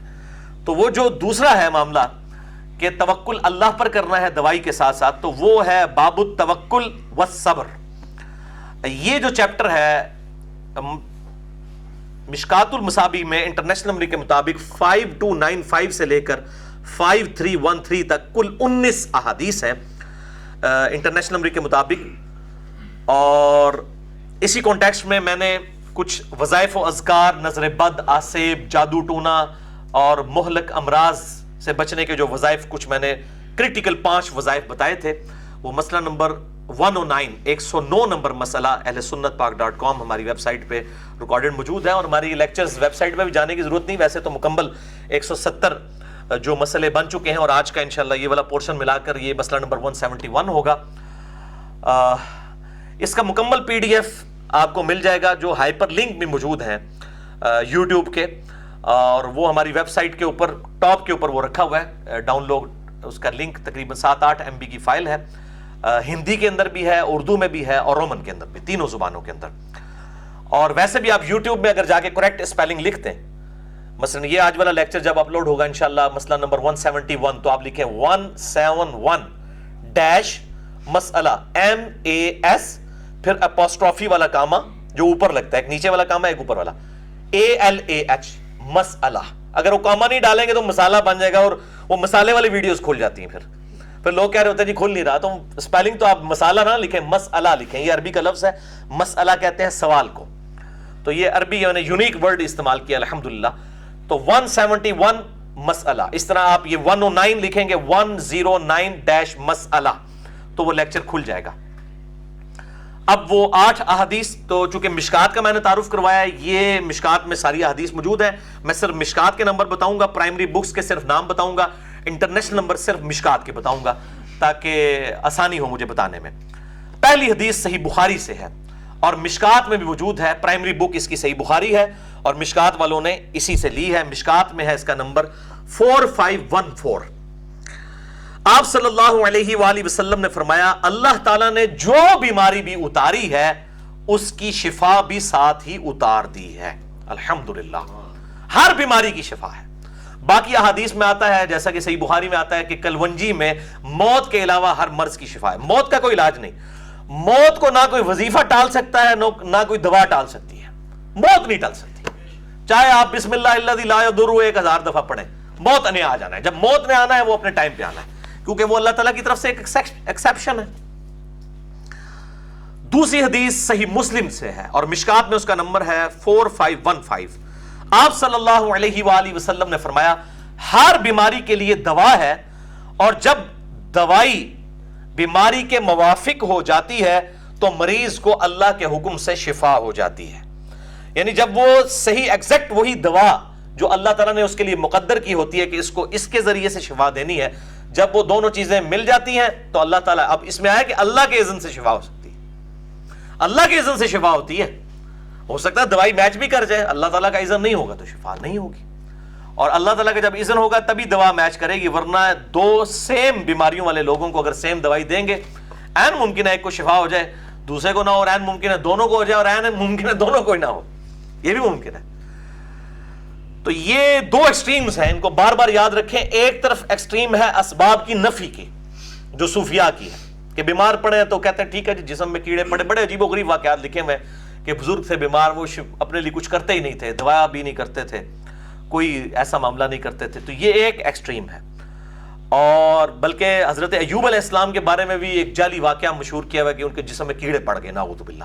بیمار ضرور تھے، کیڑے نہیں پڑے ہوئے تھے جسم میں. اس قسم کی گھن والی بیماریاں انبیاء کو نہیں ہوتی. اللہ تعالیٰ نے ان کو بہت بڑی آزمائش میں ڈالا، قرآن حکیم میں ذکر ہے لیکن ڈیٹیلز نہیں آئیں. تو وہ کہتے ہیں جب کوئی کیڑا اتر جاتا تھا دوبارہ اپنے اوپر چڑھا لیتے تھے. نعوذ باللہ من ذالک. یعنی انبیاء کا اس طرح کا کریکٹر نہیں، یہ آپ کے بزرگوں کا اس قسم کا کریکٹر ہو سکتا ہے. انبیاء تو ظاہر ہے کہ وہ عقل کے اس معیار پہ پورے اترتے ہیں. اس قسم کی عجیب و غریب تعلیمات جو ہیں وہ آپ کے بزرگوں نے آپ کو تعلیم دی ہیں، اور اس قسم کی تعلیمات ہی اسلام کی بدنامی کا باعث بنی ہوئی ہیں. تو اسباب اختیار کرنا، لوگ تو کہتے ہیں سنت ہے، میں کہتا ہوں فرض ہے. اللہ نے دنیا کو اسباب کے ساتھ جوڑا ہے. مثلا ایک شخص کہتا ہے جی مجھے پیاس لگی ہے لیکن اللہ تعالیٰ چاہیں تو بغیر پانی کے بھی پیاس بجھا سکتے ہیں، تو میں صرف دعا ہی کروں گا اور پانی نہیں پیوں گا، انشاءاللہ تعالیٰ مر جائے گا. ضرور مرے گا انشاءاللہ، بچے گا نہیں، کیونکہ اللہ تعالیٰ نے پانی پہلے ہی، تعلیم اللہ نے فرمایا نا. یہ آپ نے ابراہیم علیہ السلام کا بھی سنا، والذی ہوا یطعمنی ویسقین. وہی اللہ ہے جو مجھے کھانا بھی کھلاتا اور پانی بھی پلاتا. حالانکہ ابراہیم علیہ السلام یہ بھی کہہ سکتے تھے کہ اللہ تعالیٰ بغیر کھائے پلائے میرا پیٹ بھر دیتا ہے، یہ بھی کہہ سکتے تھے. دنیا کو اللہ نے اسباب کے ساتھ جوڑا. اور یہ عموماً میں نے تبلیغی جماعت والے بھائیوں کو، میں ان کی بڑی عزت کرتا ہوں اور میں بہت بڑا ایسٹ سمجھتا ہوں امت کے لیے تبلیغی جماعت کی جو خدمات ہیں، لیکن وہ بعض اوقات اسباب کی اس حد تک نفی کر دیتے ہیں کہ وہ بالکل دوسری ایکسٹریم کو چلے جاتے ہیں. تو یہ بھی رویہ نہیں ہونا چاہیے. اسباب کی آپ نفی اس اعتبار سے کریں کہ اسباب اختیار کرنے کے بعد نظر مسبب الاسباب پہ رکھنی ہے. تو یہ اکثر لوگ کہتے ہیں جی دوا کرنا سنت ہے اور دوا پر جو ہے وہ یقین نہ کرنا فرض ہے. یہ بالکل غلط بات ہے. اگر شہد میں اللہ نے شفا رکھی ہے تو ہمارا یقین ہے کہ اللہ کی بات ٹھیک ہے. تو اس کو آپ تھوڑا ریوائز کریں کہ دوا کرنا نہ صرف سنت ہے بلکہ فرض ہے. اور صرف دوا پر یقین کر لینا اور مسبب الاسباب کو بھول جانا یہ کفر ہے. یہ بات کی جائے. اسی کانٹیکسٹ میں بڑی اہم حدیث ہے صحیح مسلم میں، بہت اہم حدیث ہے، اور یہ آپ کو پوری اسلام کی ڈاکٹرائن اور فلسفہ بتا دے گی اسباب کے حوالے سے کہ آپ صلی اللہ علیہ وسلم نے اسباب اختیار کرنے کا حکم دیا ہے. اسباب کی نفی کا نہیں. یہ پتہ نہیں کون سا دین پیش کرتے ہیں اسباب کی نفی والا. اور اسی لیے پھر گورے مذاق اڑاتے ہیں اور پھر کہتے ہیں جی وہ اتنے 1000 سال تک, اتنے جو ہے وہ 100 سال تک اور اتنے سالوں تک جو ہے وہ جناب بغیر کھائے پیے زندہ رہے اور یہ ہوا. وہ چند ایک معجزات والا اور کرامات والا معاملہ الگ ہے, باقی اس کو ہر چیز کے اوپر تھوم دینا, اصحاب کہف کا ایک واقعہ لے کے اور اپنے بزرگ بابے ثابت کرنا, یہ بات بالکل غلط ہے. تو یہ جو اسلام کی ڈاکٹرائن ہے, فلسفہ دین کیا ہے اسباب کے حوالے سے, صحیح مسلم میں حدیث ہے اور مشکات میں اس کا نمبر ہے 5298, بڑی زبردست حدیث ہے. اور کتاب القدر جو چیپٹر ہے تقدیر والا صحیح مسلم کا, اس کا اختتام ہی امام مسلم نے بڑے انٹلیکچوئل وے میں اسی حدیث کے اوپر کیا ہے. مسئلہ تقدیر کا بھی حل اس کے اندر ہے. آپ صلی اللہ علیہ وآلہ وسلم نے فرمایا قوی مؤمن اللہ تعالیٰ کو ضعیف مؤمن سے بہتر ہے. یعنی ایک کانگڑی پہلوان جو ہے نا وہ اللہ تعالیٰ کو محبوب نہیں ہے, بلکہ ایک صحت مند مومن. صحت ہوگی تو دین کا کام کرے گا نا. اب اسی کے اندر نفی آ گئی کہ آپ نے اپنی صحت کا بھی خیال رکھنا ہے, یہ اللہ تعالیٰ کی طرف سے نعمت ہے. اللہ تعالیٰ کو قوی مؤمن ضعیف مؤمن سے زیادہ پسند ہے, اور سب مومنین میں ہی خیر ہے. یعنی اگر ان کو ربو ہی کوئی بیچارہ کمزور ہے گئے کانگڑی پہلوان, تو اس کے اوپر کوئی قدغن نہیں, اللہ کو سب محبوب ہے. اے ابو ہریرہ تو اپنے لیے نفع بخش چیز کے لیے محنت اور کوشش کر. یعنی جو چیز بھی تجھے نفع دیتی ہے نا اس کے لیے محنت اور کوشش فل کر, صرف اللہ پر نہیں توکل کر کے بیٹھ جا. پھر اللہ سے بھی مدد طلب کر, اپنی طرف سے محنت کر, پھر اللہ سے مدد. وَاسْتَعِن بِاللَّهِ, اور ساتھ ہی کہا اور سستی نہ کرنا اور کاہلی نہ کرنا. یہ نہ ہو کہ بے دلی کے ساتھ کو کاروبار شروع کیا اور کہتے نقصان ہو گیا جی بس جو اللہ نے منظور سے, نہیں. یا پورا سال پڑھائی کوئی نہیں کی, پیپروں میں صرف دعائیں کی ہیں اور فیل ہو گیا, کہتے جو اللہ نے منظور. اللہ کے اوپر نہ یہ بات ڈالیں. سستی نہیں کرنی, کاہلی نہیں کرنی, اور نفع بخش چیز کے حصول کے لیے فل کوشش کرنی ہے. دیکھیں دونوں چیزیں کور کی, کوشش بھی کرنی ہے اور سستی بھی نہیں دکھانی, پورے پیشن کے ساتھ. اور پھر اگر نقصان ہو جائے تو یہ نہ کہنا کہ میں اگر ایسا کر لیتا تو ایسا ہو جاتا. یہ ایسا اور اگر یہ الفاظ جو ہے شیطان کے عمل کا دروازہ کھول دیتے ہیں. یعنی کوشش کرنے کے بعد پھر کہیں جو اللہ کی مرضی, انا للہ و انا الیہ راجعون, ہم بھی اللہ ہی کی طرف سے اسی کی طرف لوٹ کر جانا ہے. کوشش کریں ضرور, اس کے بعد اگر مگر نہیں. جیسا کہ سیدنا علی رضی اللہ تعالیٰ عنہ علیہ السلام کا قول بڑا مشہور ہے کہ میں نے اپنے ارادوں کے ٹوٹنے سے اپنے رب کو پہچانا ہے. کہ کوئی اور ہستی ہے جو تمام حالات فیوریبل ہونے کے باوجود نہیں چاہتی کہ یہ کام ہو, تو میں نے اپنے ارادوں کے ٹوٹنے سے اللہ کو پہچانا. اسی لیے قرآن حکیم میں سورۃ الکہف میں بھی حکم آیا نبی صلی اللہ علیہ وسلم کو اور آپ کے ذریعے امت کو کہ ہر معاملے میں ہمیشہ کبھی بھی یہ بات نہ کہو کہ میں کل یہ کام کروں گا, سوائے اس کے کہ انشاءاللہ بھی ساتھ کہو. ہر معاملے میں کوشش کرو پھر کہو انشاءاللہ, جو اللہ کی مرضی. یعنی صبح جانا ہے کسی نے لانگ ڈرائیو کے اوپر, گاڑی کی ٹیوننگ بھی کرائی ہوئی ہے اور بالکل لیٹسٹ 2017 ماڈل, ابھی 2017 چل رہا ہے, 25 مارچ 2017 ماڈل گاڑی موجود ہے, ٹیوننگ بھی ہے, پیٹرول بھی فل ہے, اور کہنا جی اب تو میں نے کل جانا ہی جانا ہے. نہیں, پھر بھی کہنا انشاءاللہ, جب اللہ چاہے گا, کیونکہ اللہ تعالیٰ تمام حالات و واقعات کے اوپر وہی قادر ہے. کسی قسم کی مصیبت بھی آ سکتی ہے, ناگہانی کوئی آفت آ سکتی ہے. تو اگر شیطان کا دروازہ کھول دیتا ہے تو یہ مسئلہ تقدیر کا بھی حل ہے اس میں. بہرحال مسئلہ نمبر 103 میرا ریکارڈڈ موجود ہے sunnatpak.com پہ, اللہ کی طرف سے رزق کی تقسیم کا مسئلہ اور مسئلہ تقدیر. بڑا امپورٹنٹ لیکچر ہے مسئلہ تقدیر اور رزق کی تقسیم کے حوالے سے. اور پھر اس کے ساتھ کنزیکٹو 3 مزید لیکچر میں نے دیے تھے, مسئلہ number 104A, 104B, 104C, 104A, B, C.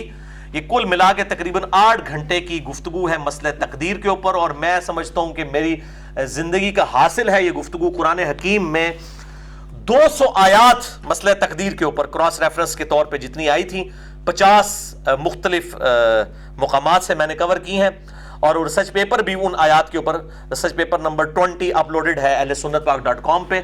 میں نے ساری آیات کو انسان کی پیدائش کا مقصد اور مسئلہ تقدیر, مسئلہ نمبر 104A, B, C, یہ ضرور دیکھیں. اور جبریہ اور قدریہ 2 ایکسٹریم رویے ان کا میں نے مکمل طور پر رد کر کے اہل سنت کا منہج فرقہ اہل سنت نہیں، منہج اہل سنت کی بات کر رہا ہوں، وہ بیان کیا۔ اب میرے بھائیو چوتھی حدیث وہ اسباب کی اہمیت سے متعلق بڑی مشہور حدیث ہے، صحیح بخاری میں اور مشکات میں اس کا نمبر ہے 4516۔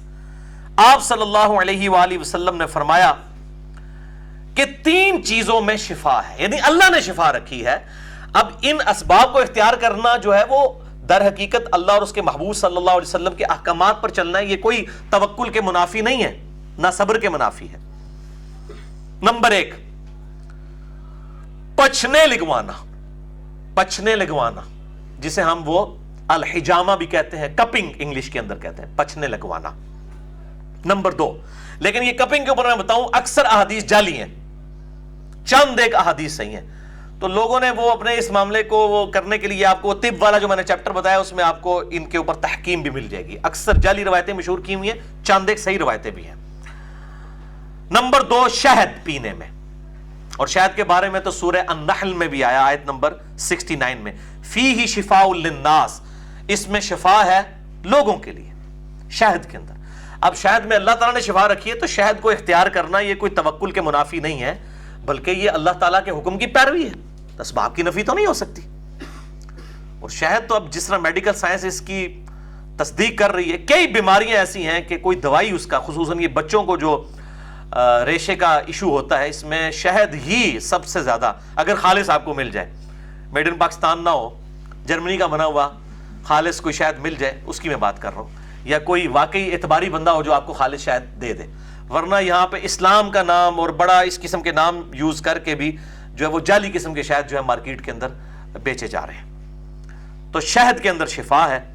اور نمبر 3، آگ سے داغ لگانے میں، یعنی زخم جب ہو اور خون نہ رک رہا ہو تو گرم کر کے لوہا یا اس کی سلاخ لگائی جاتی ہے، وہاں سے وہ جل جاتی ہے، جو روسٹ ہو جاتا ہے وہ حصہ، تو پھر خون نکلنا بند ہو جاتا ہے۔ لیکن آپ صلی اللہ علیہ وسلم نے فرمایا میں اپنی امت کو اس سے منع کرتا ہوں، یعنی داغ نہ لگائے، اگرچہ اس میں شفا ہے، لیکن یہ حدیث منسوخ ہو چکی ہے۔ اب آپ صلی اللہ علیہ وسلم نے اس کی اجازت دی ہے، اور بلکہ آپ صلی اللہ علیہ وسلم نے خود بھی داغ لگایا اپنے صحابی کو، وہ اگلی حدیث میں اس کو ڈسکس بھی کروں گا۔ یہ والا پورشن بہرحال اس کا منسوخ ہے۔ 5ویں حدیث شہد کے حوالے سے بڑی مشہور حدیث ہے، بخاری اور مسلم کی متفق علیہ حدیث ہے۔ آپ صلی اللہ علیہ وسلم نے فرمایا، مشکات میں اس کا نمبر ہے 4521۔ پچھلی جو حدیث تھی اس کا مشکات میں نمبر تھا 4516۔ آپ صلی اللہ علیہ وسلم نے فرمایا، ایک صحابی آپ کے پاس حاضر ہے، ان کا میرے بھائی کا پیٹ جو ہے وہ، یعنی اسے لوز موشن لگ گئے ہیں، اس کا پیٹ خراب ہو گیا ہے۔ آپ صلی اللہ علیہ وآلہ وسلم نے فرمایا اسے شہد پلاؤ۔ وہ حاضر ہوا، کہا یا رسول اللہ اور طبیعت خراب ہوگی، آپ نے فرمایا اسے شہد پلاؤ۔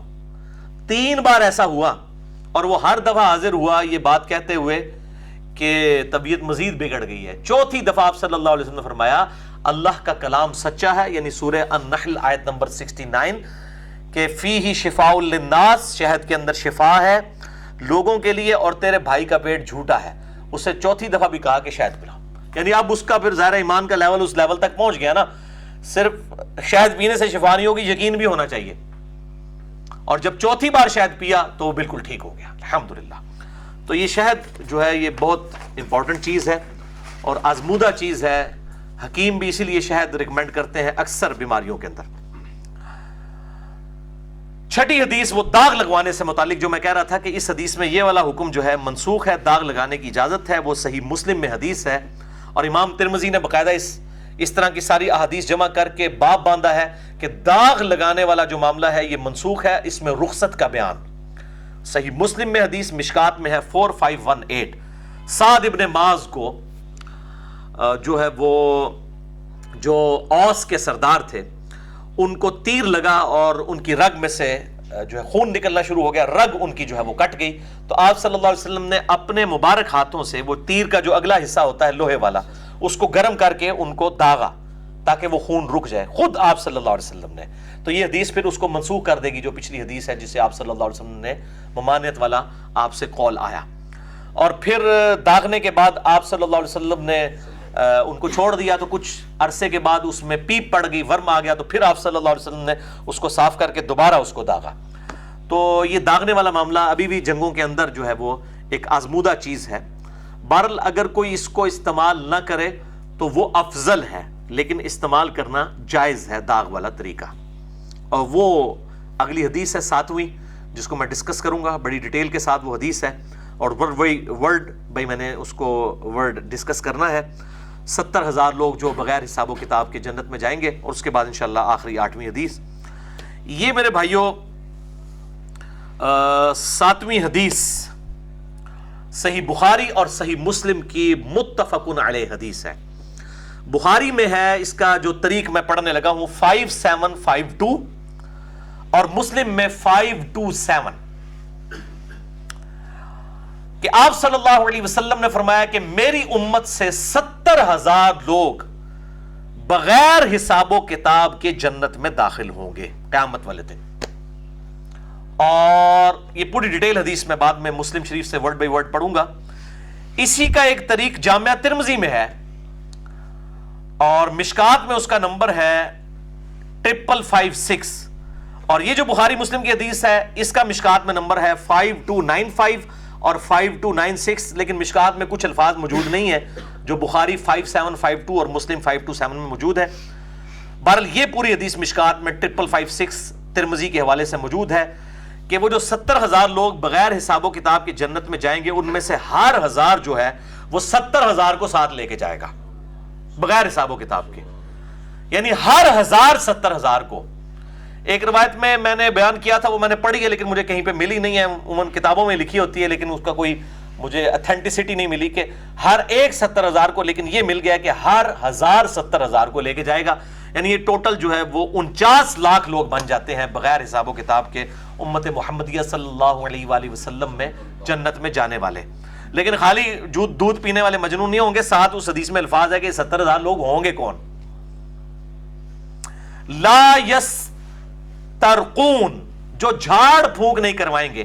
یعنی یہ جو شرکیہ دم ہوتے ہیں یا قرآن اور سنت میں جو سنت اذکار ہیں ان کے علاوہ جو دم ہے چاہے شرکیہ نہ بھی ہوں وہ نہ کروائیں، اگرچہ وہ جائز ہیں اگر شرکیہ نہ ہوں، لیکن ان کا یہ یعنی تقوی کا عالم ہوگا کہ وہ صرف سنت اذکار کا جو جھاڑ پھونک ہے اس کی اجازت ہے. اور بعض اتنے فنیٹک ہیں وہ اس کو بھی شامل کرتے ہیں، ورنہ تو آپ صلی اللہ علیہ وسلم نے خود جھاڑ پھونک اپنے اوپر کیا ہے. سیدہ عائشہ نے آپ کے اوپر کیا ہے. بخاری اور مسلم میں المعوذات آخری 3 صورتیں، قل اعوذ برب الفلق، قل اعوذ برب الناس، اور اس سے پہلے سورہ الاخلاص قل هو اللہ احد. اور یہ حدیث جو ہے ہم نے اپنے بلو کارڈ کے اوپر بھی ڈالی ہوئی ہے صحیح بخاری کے ریفرنس کے ساتھ. تو آپ صلی اللہ علیہ وآلہ وسلم نے خود یہ معاملہ کیا ہے، لہٰذا اس معاملے میں اس قسم کی بات کرنا کہ سنت اذکار والا معاملہ تو وہ اس سے استثناء ہے اس کا. ولا یتطیرون، اور نہ وہ بدشگونی اور فال نکلوائیں گے، یعنی مستقبل کی خبر، جو صحیح مسلم کے اندر حدیث موجود ہے اور مشکات میں اس کا نمبر ہے 4595 کہ جو کسی کاہن کے پاس مستقبل کی خبر پتہ کروانے گیا تو 40 دن تک اس کی کوئی نماز قبول نہیں ہوگی. اس کے علاوہ بھی کافی وعیدیں ہیں، جسے شوق ہو تو وہ طب والا چیپٹر جو میں نے بتایا تھا 92 احادیث انٹرنیشنل نمبر کے مطابق مشکات کے اندر 4514 سے لے کر 4605 تک، تو اس میں یہ ساری احادیث موجود ہیں. پہلی چیز وہ جھاڑ پھونک نہیں کریں گے، یعنی سنت اذکار کو چھوڑ کے باقی جھاڑ پھونک چاہے وہ جائز بھی ہو وہ بھی. ولا یتطیرون، اور وہ بدشگونی نہیں لیں گے. ولا یکتوون، اور نہ وہ داغ لگوائیں گے. یعنی اب داغ والا علاج اگرچہ جائز ہے لیکن اس سے بچنے میں آپ کو 70,000 والی فضیلت تبھی ملے گی جب آپ اس سے بچیں گے. وعلی ربہم یتوکلون، اور ہر معاملے میں اپنے رب پر توکل بھی کریں گے. یعنی مسبب الاسباب پہ بھی ان کی نظر ہوگی اسباب کے ساتھ ساتھ.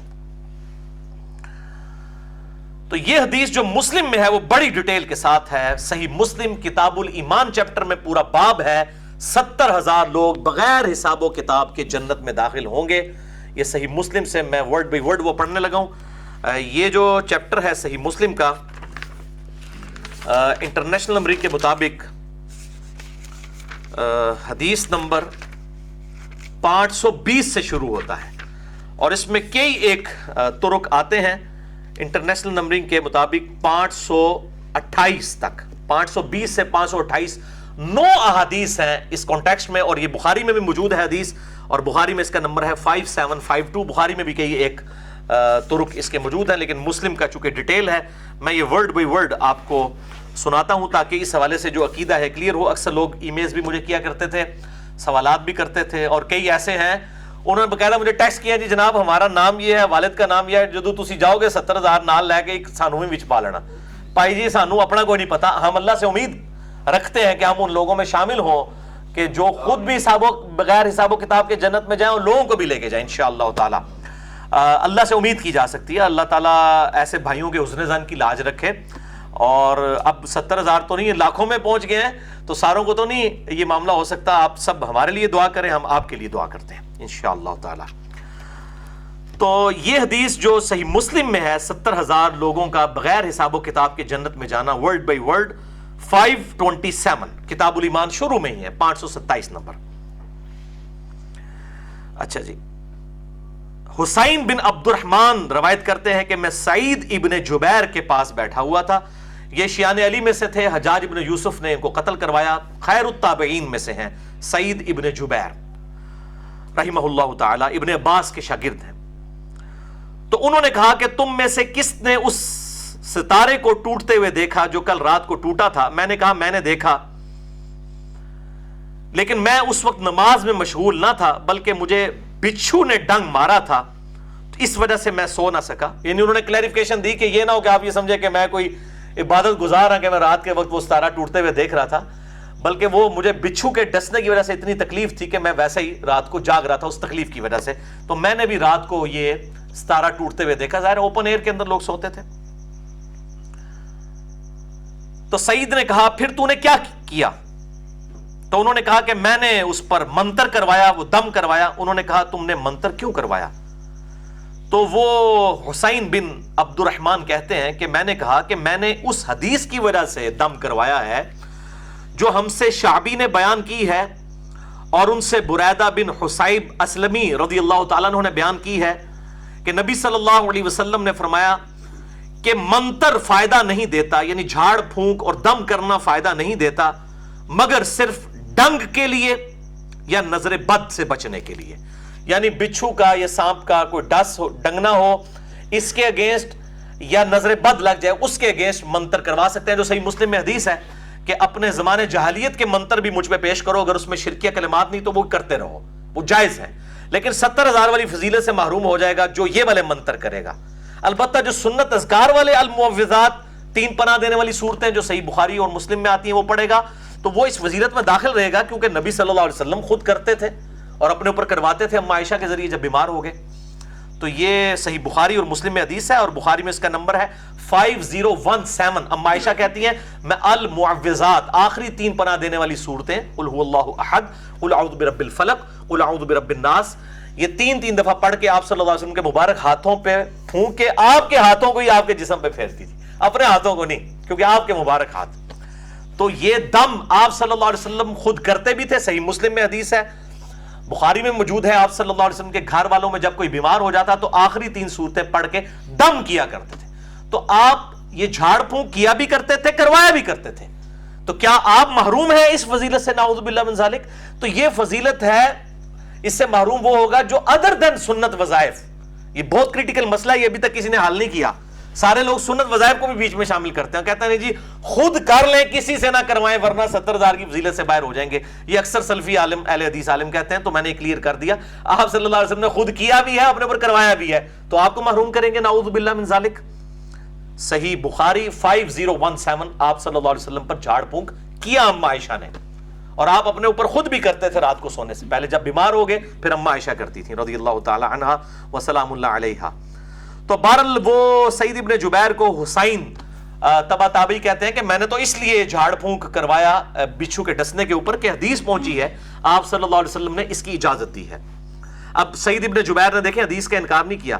انہوں نے کہا جس نے جو سنا اور اس حدیث پر عمل کیا تو اس نے اچھا ہی کیا. انہوں نے کہا تم نے اچھا کام کیا ہے، میں اس کا انکاری کیسے ہو سکتا ہوں جب نبی صلی اللہ علیہ وسلم کی حدیث ہے کہ منتر کی اجازت ہے، تم نے منتر کروایا، جو بھی جھاڑ پھونک کروایا یہ جائز ہے. لیکن ساتھ ہی انہوں نے لیکن، جیسے میں کہتا ہوں لیکن لیکن لیکن لیکن ہم سے عبداللہ ابن عباس نے ایک ایسی حدیث بیان کی ہے جو انہوں نے خود نبی صلی اللہ علیہ وسلم سے سنی کہ آپ صلی اللہ علیہ وسلم فرماتے تھے کہ میرے سامنے پیغمبروں کی امتیں لائی گئیں. یہ پرٹیکولرلی شب معراج کا ذکر ہے، بخاری والے طریق میں موجود ہے. بعض پیغمبر ایسے تھے کہ ان کی امت میں 10 لوگ بھی ایسے نہیں تھے جو ان پر ایمان لائے ہوں. میں جو کہا نا، کوانٹٹی از ناٹ اتھینٹسٹی، بلکہ کوالٹی اتھینٹسٹی ہے. اللہ کے حضور کوالٹی ہے. ابراہیم علیہ السلام کو اکیلے پوری امت کہا گیا سورہ النحل کے اندر. 10 سے بھی کم لوگ، اور بعض پیغمبر کے ساتھ 1 یا 2 ہی آدمی تھے جو ایمان لائے، اور بعض پیغمبر کے ساتھ 1 بھی نہیں تھا. اندازہ کریں. یہاں لوگ کہتے ہیں جی ہماری تعداد بہت زیادہ ہے تو ہم حق پہ ہیں. سواد اعظم ہے، سواد اعظم دیکھ لو، عظمت والا گروہ ہے. سواد اعظم سے مراد تعداد کا زیادہ ہونا نہیں ہے. بعض پیغمبروں کے ساتھ 1 بھی نہ تھے. اتنے میں ایک بڑی امت آئی، میں سمجھا کہ یہ میری امت ہے. مجھ سے کہا گیا یہ موسیٰ علیہ السلام اور ان کی امت ہے. موسیٰ علیہ السلام کی بھی ظاہر فالوورز لاکھوں کی تعداد میں تھے. تم آسمان کے کنارے کو دیکھو. میں نے دیکھا تو ایک اور بہت بڑا گروہ آیا. پھر مجھ سے کہا گیا کہ اب دوسرے کنارے کی طرف دیکھو تو ایک اور بہت بڑا گروہ آیا. پھر مجھ سے کہا گیا یہ تمہاری امت ہے. اور بخاری مسلم میں یہاں تک آتا ہے کہ وہ گروہ جو ہے وہ بہت بڑا تھا. موسیٰ علیہ السلام کا گروہ اس کے مقابلے میں کچھ بھی نہیں تھا. جو بخاری اور مسلم میں آتا ہے کہ اہل جنت کا نصف امت محمدیہ سے ہیں صلی اللہ علیہ وآلہ وسلم. اور ابو داؤد اور ابن ماجہ اور جامعہ ترمذی میں حدیث ہے کہ جنتیوں کی 80 میں سے 120 میں سے 80 صفیں جو ہیں آپ صلی اللہ علیہ وسلم کی امت میں سے ہیں. الحمدللہ. کہتے ہیں ایک اور گروہ نظر آیا. مجھے کہا گیا یہ تمہاری امت ہے محمد صلی اللہ علیہ وسلم. اور ان لوگوں میں 70,000 آدمی ایسے تھے جو بغیر حساب و کتاب کے جنت میں جائیں گے. اور بخاری اور مسلم کی باقی احادیث میں آتا ہے کہ ان کے چہرے 14ویں کے چاند کی طرح چمک رہے ہوں گے. بڑے ڈومیننٹ ہوں گے وہ لوگ. پھر آپ صلی اللہ علیہ وسلم کھڑے ہوئے اور اپنے گھر تشریف لے گئے. یہ بات کر کے آپ صلی اللہ علیہ وسلم چلے گئے تو اب صحابہ میں اس معاملے میں اختلاف شروع ہوا کہ یہ کون سے لوگ ہوں گے یار جو بغیر حساب و کتاب کے. ان کو تو فکر پڑ گئی نا کہ جناب ہمارا نام بھی ان میں آ جائے. تو یہ بخاری میں موجود ہے 5752، مسلم 527. آپ صلی اللہ علیہ وسلم اندر چلے گئے تو لوگوں نے باہم گفتگو کی کہ جو بغیر حساب و کتاب میں جنت میں جائیں گے.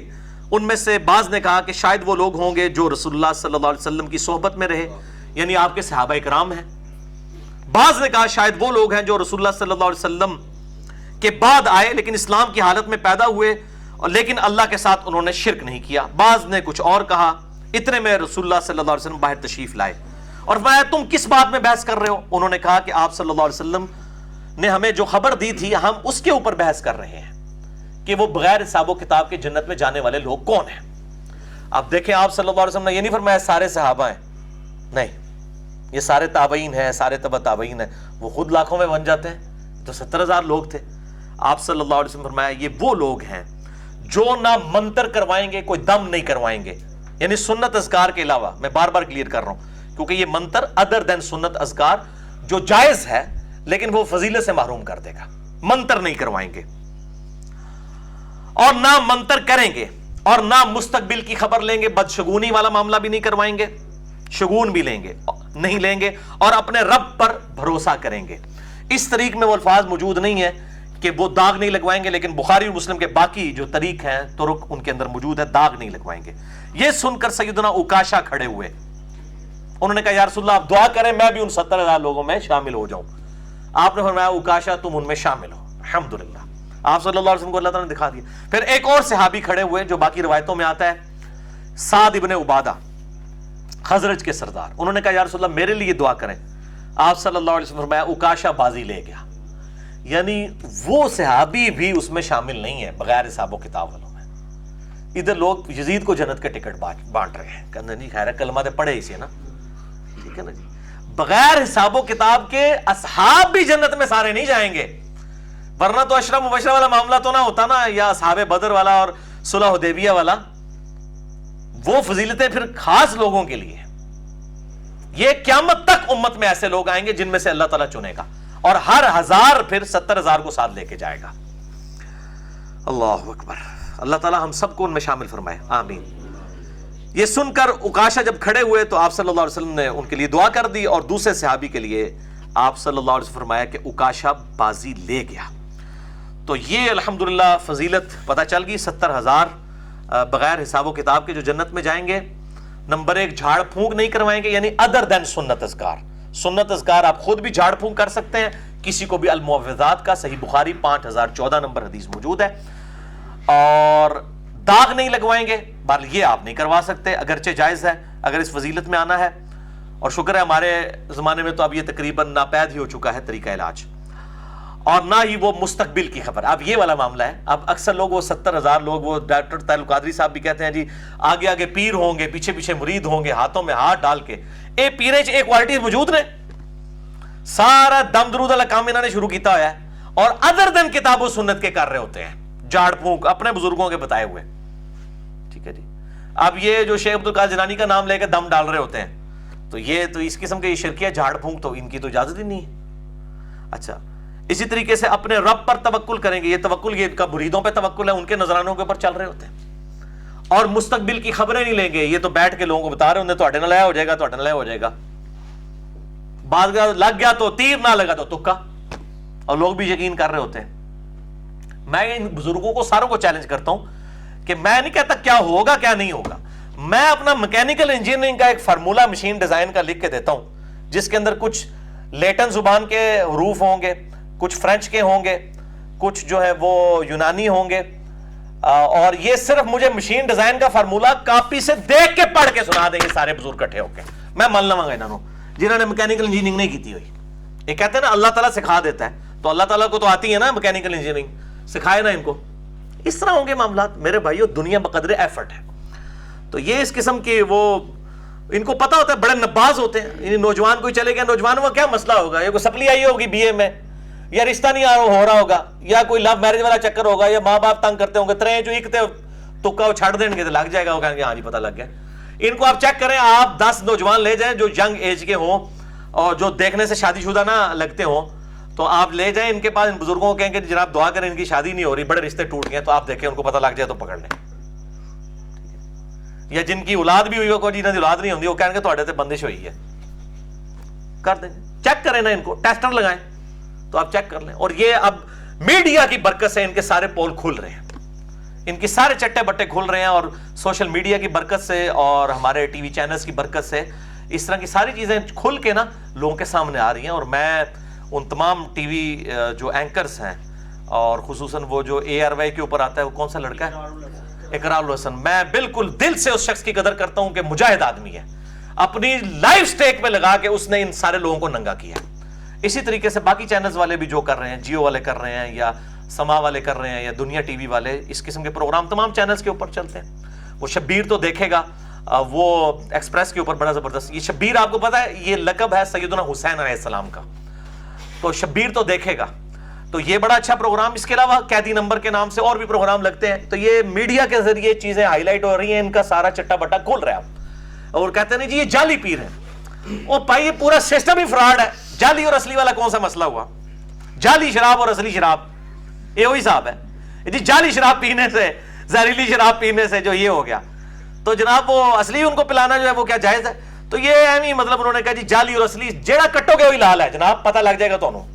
یہ سب کے سب یہ لوگوں کے نظرانوں کے اوپر چل رہے ہیں. ایک کوالٹی بھی یہ 70,000 لوگوں والی ان کے اندر نہیں پائی جاتی ہے. اور ڈاکٹر طاہر القادری صاحب کہتے ہیں آگے آگے پیر ہوں گے اور پیچھے پیچھے مرید ہوں گے ہاتھوں میں ہاتھ ڈالے ہوئے، تو جناب معین الدین چشتی ہوں گے اور فلاں ہوں گے، اور اپنے بزرگوں کے نام لے رہے ہوتے ہیں. صراط الذین انعمت علیہم پڑھ کے قرآن کے بعد جو لوگ آئے ان کے نام لے رہے ہوتے ہیں، جن کے بارے میں ڈیفینیٹلی آپ کلیم نہیں کر سکتے. کلیم صرف صحابہ اور اہل بیت کے بارے میں ہو سکتا ہے ڈیفینیٹلی. بعد میں بھی ہم حسن ظن کسی کے بارے میں رکھ سکتے ہیں، امام بخاری، امام مسلم، امام حنیفہ، امام شافعی، امام احمد بن حنبل، باقی ائمہ کے بارے میں. لیکن ہمارا حسن ظن ہے، اصل تو حقیقت اللہ کو پتہ ہے. بالو بڑے کانفیڈنس کے ساتھ وہ کہتے ہیں کہ جی آگے آگے پیر ہوں گے، پیچھے پیچھے مرید ہوں گے، اور کھنگن نہیں دینا کسی نے. آج آپ دوسری طرف دیکھیں بخاری مسلم میں احادیث ہیں، حدیث شفاعت، درجنوں حدیث ہیں بخاری مسلم میں کہ انبیاء بھی نفسی نفسی کر رہے ہوں گے.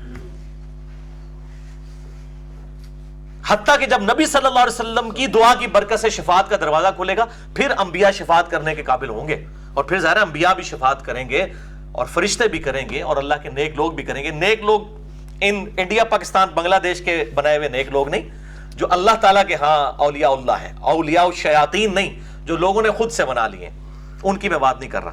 اور یہ شیاطین میں اس لیے کہہ رہا ہوں کہ آپ بریلویوں سے پوچھیں وہ دیوبندیوں کے بزرگوں کو شیاطین کہتے ہیں، دیوبندیوں سے پوچھیں وہ بریلویوں کو کہتے ہیں. ہم کہتے ہیں آپ ساری صحیح کہتے ہو یار، شیعہ ان کے بارے میں کہتے ہیں اور سنی جو ہے وہ شیعہ کے بارے میں کہتے ہیں، اہل حدیث ان سب کے بارے میں، یہ سارے اہل حدیث کے بارے میں. ہم کہتے ہیں شاید سارے ہی صحیح کہہ رہے ہو، سارے شیاطین ہو. ٹھیک ہے، تو پھر جب ہم کوئی بات کرتے ہیں تو یہ کہتے ہیں جناب یہ بزرگوں کے بارے میں بولتا ہے، خود تو خود زبان دراز ہے اور کتنے کتنے گندے الفاظ استعمال کرتے ہیں دوسروں کے بزرگوں کے بارے میں. صرف اپنے بزرگوں کو مانتے ہیں، اسلام کے بزرگوں کو نہیں، اپنے فرقوں کے بزرگوں کو. تو یہ میں نے حدیث کی مسکنسیپشن دور کی، یہ بڑی مسکنسیپشن تھی. اس میں دونوں طرف ایکسٹریم رویے تھے. ایک طرف صوفیاء اس حدیث کو مس یوز کرتے تھے، جی اللہ پر توکل کر لیں، کوئی دعائی کوئی دم درود کروانے کی ضرورت نہیں ہے، کوئی جو ہے وہ سنت اذکار بھی کروانے کی ضرورت نہیں ہے، اللہ پہ توکل کریں، اللہ تعالیٰ معاملات خود سیدھے کرے گا. اور دوسری طرف جو ہے وہ سیکولر ٹائپ لوگ تھے جو انہی چیزوں کے اوپر ہی اسباب کو اختیار کرتے تھے اور مسبب الاسباب سے ہٹے ہوئے تھے. میں نے یہ درمیان کا اس میں راستہ بتایا. اور جو بعض سلفیوں نے یہ بات کہی کہ جی وہ آپ جو سنت اذکار والا دم ہے آپ خود تو اپنے اوپر کر سکتے ہیں، لیکن کسی سے اگر کروائیں گے تو 70,000 والی فضیلت سے محروم ہو جائیں گے. ان کے لیے میں نے علمی پھکی دے دی ہے. اینٹی وینم اور لاجیکل آنسر، صحیح بخاری 5014 کہ اما عائشہ نبی صلی اللہ علیہ وسلم کی اجازت سے آپ کے اوپر دم کیا کرتی تھی، یعنی آپ صلی اللہ علیہ وسلم نے خود دم کروایا بھی، اور مسلم شریف میں جب گھر والے بیمار ہوتے دم کرتے بھی تھے. لہٰذا آپ صلی اللہ علیہ وسلم نے جب دم کیا ہے المعوذات کا، تو اب یہاں پہ جس دم کی نفی ہے 70,000 والی فضیلت میں، وہ اس دم کی ہے جو ہے تو جائز لیکن سنت اذکار سے ہٹ کے دم ہے. وہ فضیلت سے معروم ہو جائیں گے، وہ کروا لیتا ہے. ابھی بھی آپ دیکھیں ادھر کئی لوگ ہیں جو دم کرتے ہیں، کتنے کرسچنز ہیں، ہندو ہیں جو دم کر دیتے ہیں آپ کو سانپ کے ڈسنے کے اوپر اور شفا ہو جاتی ہے. یہ ایک اللہ تعالیٰ نے ایک نالج رکھا ہوا ہے دنیا کے اندر. تو لیکن ہمیں اس معاملے میں احتیاط کرنی چاہیے کہ سنت اذکار کے اوپر بھروسہ کریں. مسئلہ نمبر میرا 109 ریکارڈڈ موجود ہے sunnatpak.com پہ. نظر بد، جادو ٹونا، وبائی امراض سے بچنے کے جو اذکار ہیں. آخر میں 8ویں حدیث بیان کر دوں تاکہ توکل والا معاملہ اور یہ جو صوفیاء کے اندر فنیٹک رویے پائے جاتے ہیں وہ بھی کلیئر ہو جائے. یہ بہت کریٹیکل حدیث ہے. میں مسلم کا نمبر بھی بتا دوں، صحیح مسلم 6835 انٹرنیشنل نمبر کے مطابق، اور مشکات میں ہے 2502. نبی صلی اللہ علیہ وسلم کے مبارک زمانے میں ایک صحابی اتنے بیمار ہوئے کہ وہ چڑیا کے بچے کی طرح کمزور ہو گئے، ہڈیوں کا ڈھانچہ بن گئے. آپ صلی اللہ علیہ وآلہ وسلم ان کی عیادت کے لیے گئے. آپ صلی اللہ علیہ وآلہ وسلم نے فرمایا یہ تو نے اپنی کیا حالت کر لی ہے، کیا تو اللہ تعالیٰ سے کوئی خاص چیز تو نہیں مانگتا؟ یعنی آپ صلی اللہ علیہ وسلم کو فوراً اندازہ ہو گیا کہ انہیں کوئی کم پایا ہے اس طرح تھا، اور واقعی کم ہی پایا ہے ایسی. ان کا یا رسول اللہ میں اللہ تعالیٰ سے یہ دعا کرتا ہوں، اے اللہ جو تو نے مجھے آخرت میں عذاب دینا ہے دنیا ہی میں دے دے. بولے اعوذ باللہ تعالی، اللہم اجرنا من النار، اللہم اجرنا من النار، اللہم اجرنا من النار، آمین. آپ صلی اللہ علیہ وسلم فرمایا سبحان اللہ. یعنی جب آپ حیران ہوتے تھے کسی کی اس قسم کی بات پہ، آپ کہتے سبحان اللہ، پاک ہے غلطیوں سے. یعنی انسان تو غلطی کرے گا. اور یہ کیا تو اپنے رب سے مانگ رہا ہے؟ تو کیا دنیا میں اس چیز کی استطاعت رکھتا ہے کہ اس کی تکلیف برداشت کر سکے؟ تو یعنی اللہ سے مانگ رہا ہے کہ دنیا میں عذاب دے دے آخرت میں نہ دے، تو کیا تو دنیا کی تکلیف اللہ کی برداشت کر سکتا ہے؟ چاہے جائے کہ آخرت کی. اور تجھے تو چاہیے تھا تو اللہ سے مانگتا. نبی صلی اللہ علیہ وسلم نے فرمایا اللہم ربنا آتنا فی الدنیا حسنہ وفی الآخرۃ حسنۃ وقنا عذاب النار. اے اللہ ہمیں اس دنیا میں بھی بھلائیاں عطا فرما اور آخرت میں بھلائیاں عطا فرما، اور آخرت کی سب سے بڑی بھلائی کہ ہمیں وقنا عذاب النار، دوزخ کے عذاب سے بچا لے. آمین. اللہم اجرنا من النار، اللہم اجرنا من النار، اللہم اجرنا من النار، آمین. اور وہ صحابی کو جب آپ صلی اللہ علیہ وسلم نے یہ دعا تعلیم فرمائی، انہوں نے دعا کی، اللہ تعالیٰ نے ان کو شفا دے دی. وہ صحابہ کہتے ہیں جیسے مردہ زندہ ہو جاتا ہے نا، اس طرح وہ زندہ ہو گئے. اس پہ میرا ایک کلپ بھی چڑھا ہوا ہے کہ بیسٹ دعا ہے. یعنی کسی نے پیپروں میں پاس ہونا ہے اس کی دعا یہ ہے، کسی کی اولاد نہیں ہو رہی اس کی دعا یہ ہے، کسی کی نوکری نہیں لگ رہی اس کی دعا یہ ہے، کسی کی شادی نہیں ہو رہی اس کی دعا یہی ہے کہ اپنی وہ دعا ذہن میں رکھتے ہوئے اللہ سے انہی الفاظ میں مانگے، اے اللہ دنیا میں بھلائیاں عطا فرما. صحیح مسلم میں حدیث ہے کہ جی جو نیک بیوی ہے دنیا کا بہترین سرمایہ ہے. تو دنیا کی بہترین یہ آپ سمجھ لیں متاع حیات ہے نیک بیوی، تو آپ فی الدنیا حسنہ میں بیوی ٹاپ آف دا لسٹ ہے. تو آپ مانگیں. اور بخاری اور مسلم کی متفق علیہ حدیث ہے جو ہمارے گرین کارڈ پہ بھی میں نے اس کا ریفرنس دیا ہے کہ آپ صلی اللہ علیہ وآلہ وسلم کی جو اکثر دعا ہے وہ ہوا کرتی تھی اللہم ربنا آتنا فی الدنیا حسنہ وفی الآخرۃ حسنۃ وقنا عذاب النار. بخاری میں اس کا نمبر ہے 6389 اور مسلم میں 6840. صحیح پڑھا جی میں نے؟ ہاں جی، ابھی تو میں جوان ہوں، اتنی دور سے میں نے پڑھ لیا الحمدللہ. تو یہ انس ابن مالک کہتے ہیں آپ صلی اللہ علیہ وآلہ وسلم یہ دعا اکثر مانگا کرتے تھے، کوئی اور دعا مانگے یا نہ مانگے یہ دعا ضرور مانگا کرتے تھے. تو یہ میں نے آخرت کا گرین کارڈ فرض نماز کے بعد اذکار میں ڈالا ہوا ہے، اور آخرت کا جو بلو کارڈ ہے ہمارا صبح و شام کے اذکار اہل سنت پاک .com سے آپ ڈاؤن لوڈ کر سکتے ہیں. اللہ تعالیٰ سے دعا ہے جو حق بات میں نے کہی اللہ تعالیٰ ہمارے دلوں میں راسخ فرمائے. اگر جذبات میں میرے منہ سے غلط بات نکل گئی تو اللہ تعالیٰ ہمارے دلوں سے محو کر دے. ہمیں کتاب و سنت کی تعلیمات پر عمل کر کے دوسرے بھائیوں تک پہنچانے کی توفیق عطا فرمائے. سبحانک اللہم و بحمدک اشہد ان لا الہ الا انت استغفرک و اتوب الیک وما علینا الا البلاغ المبین. جزاکم اللہ خیرا.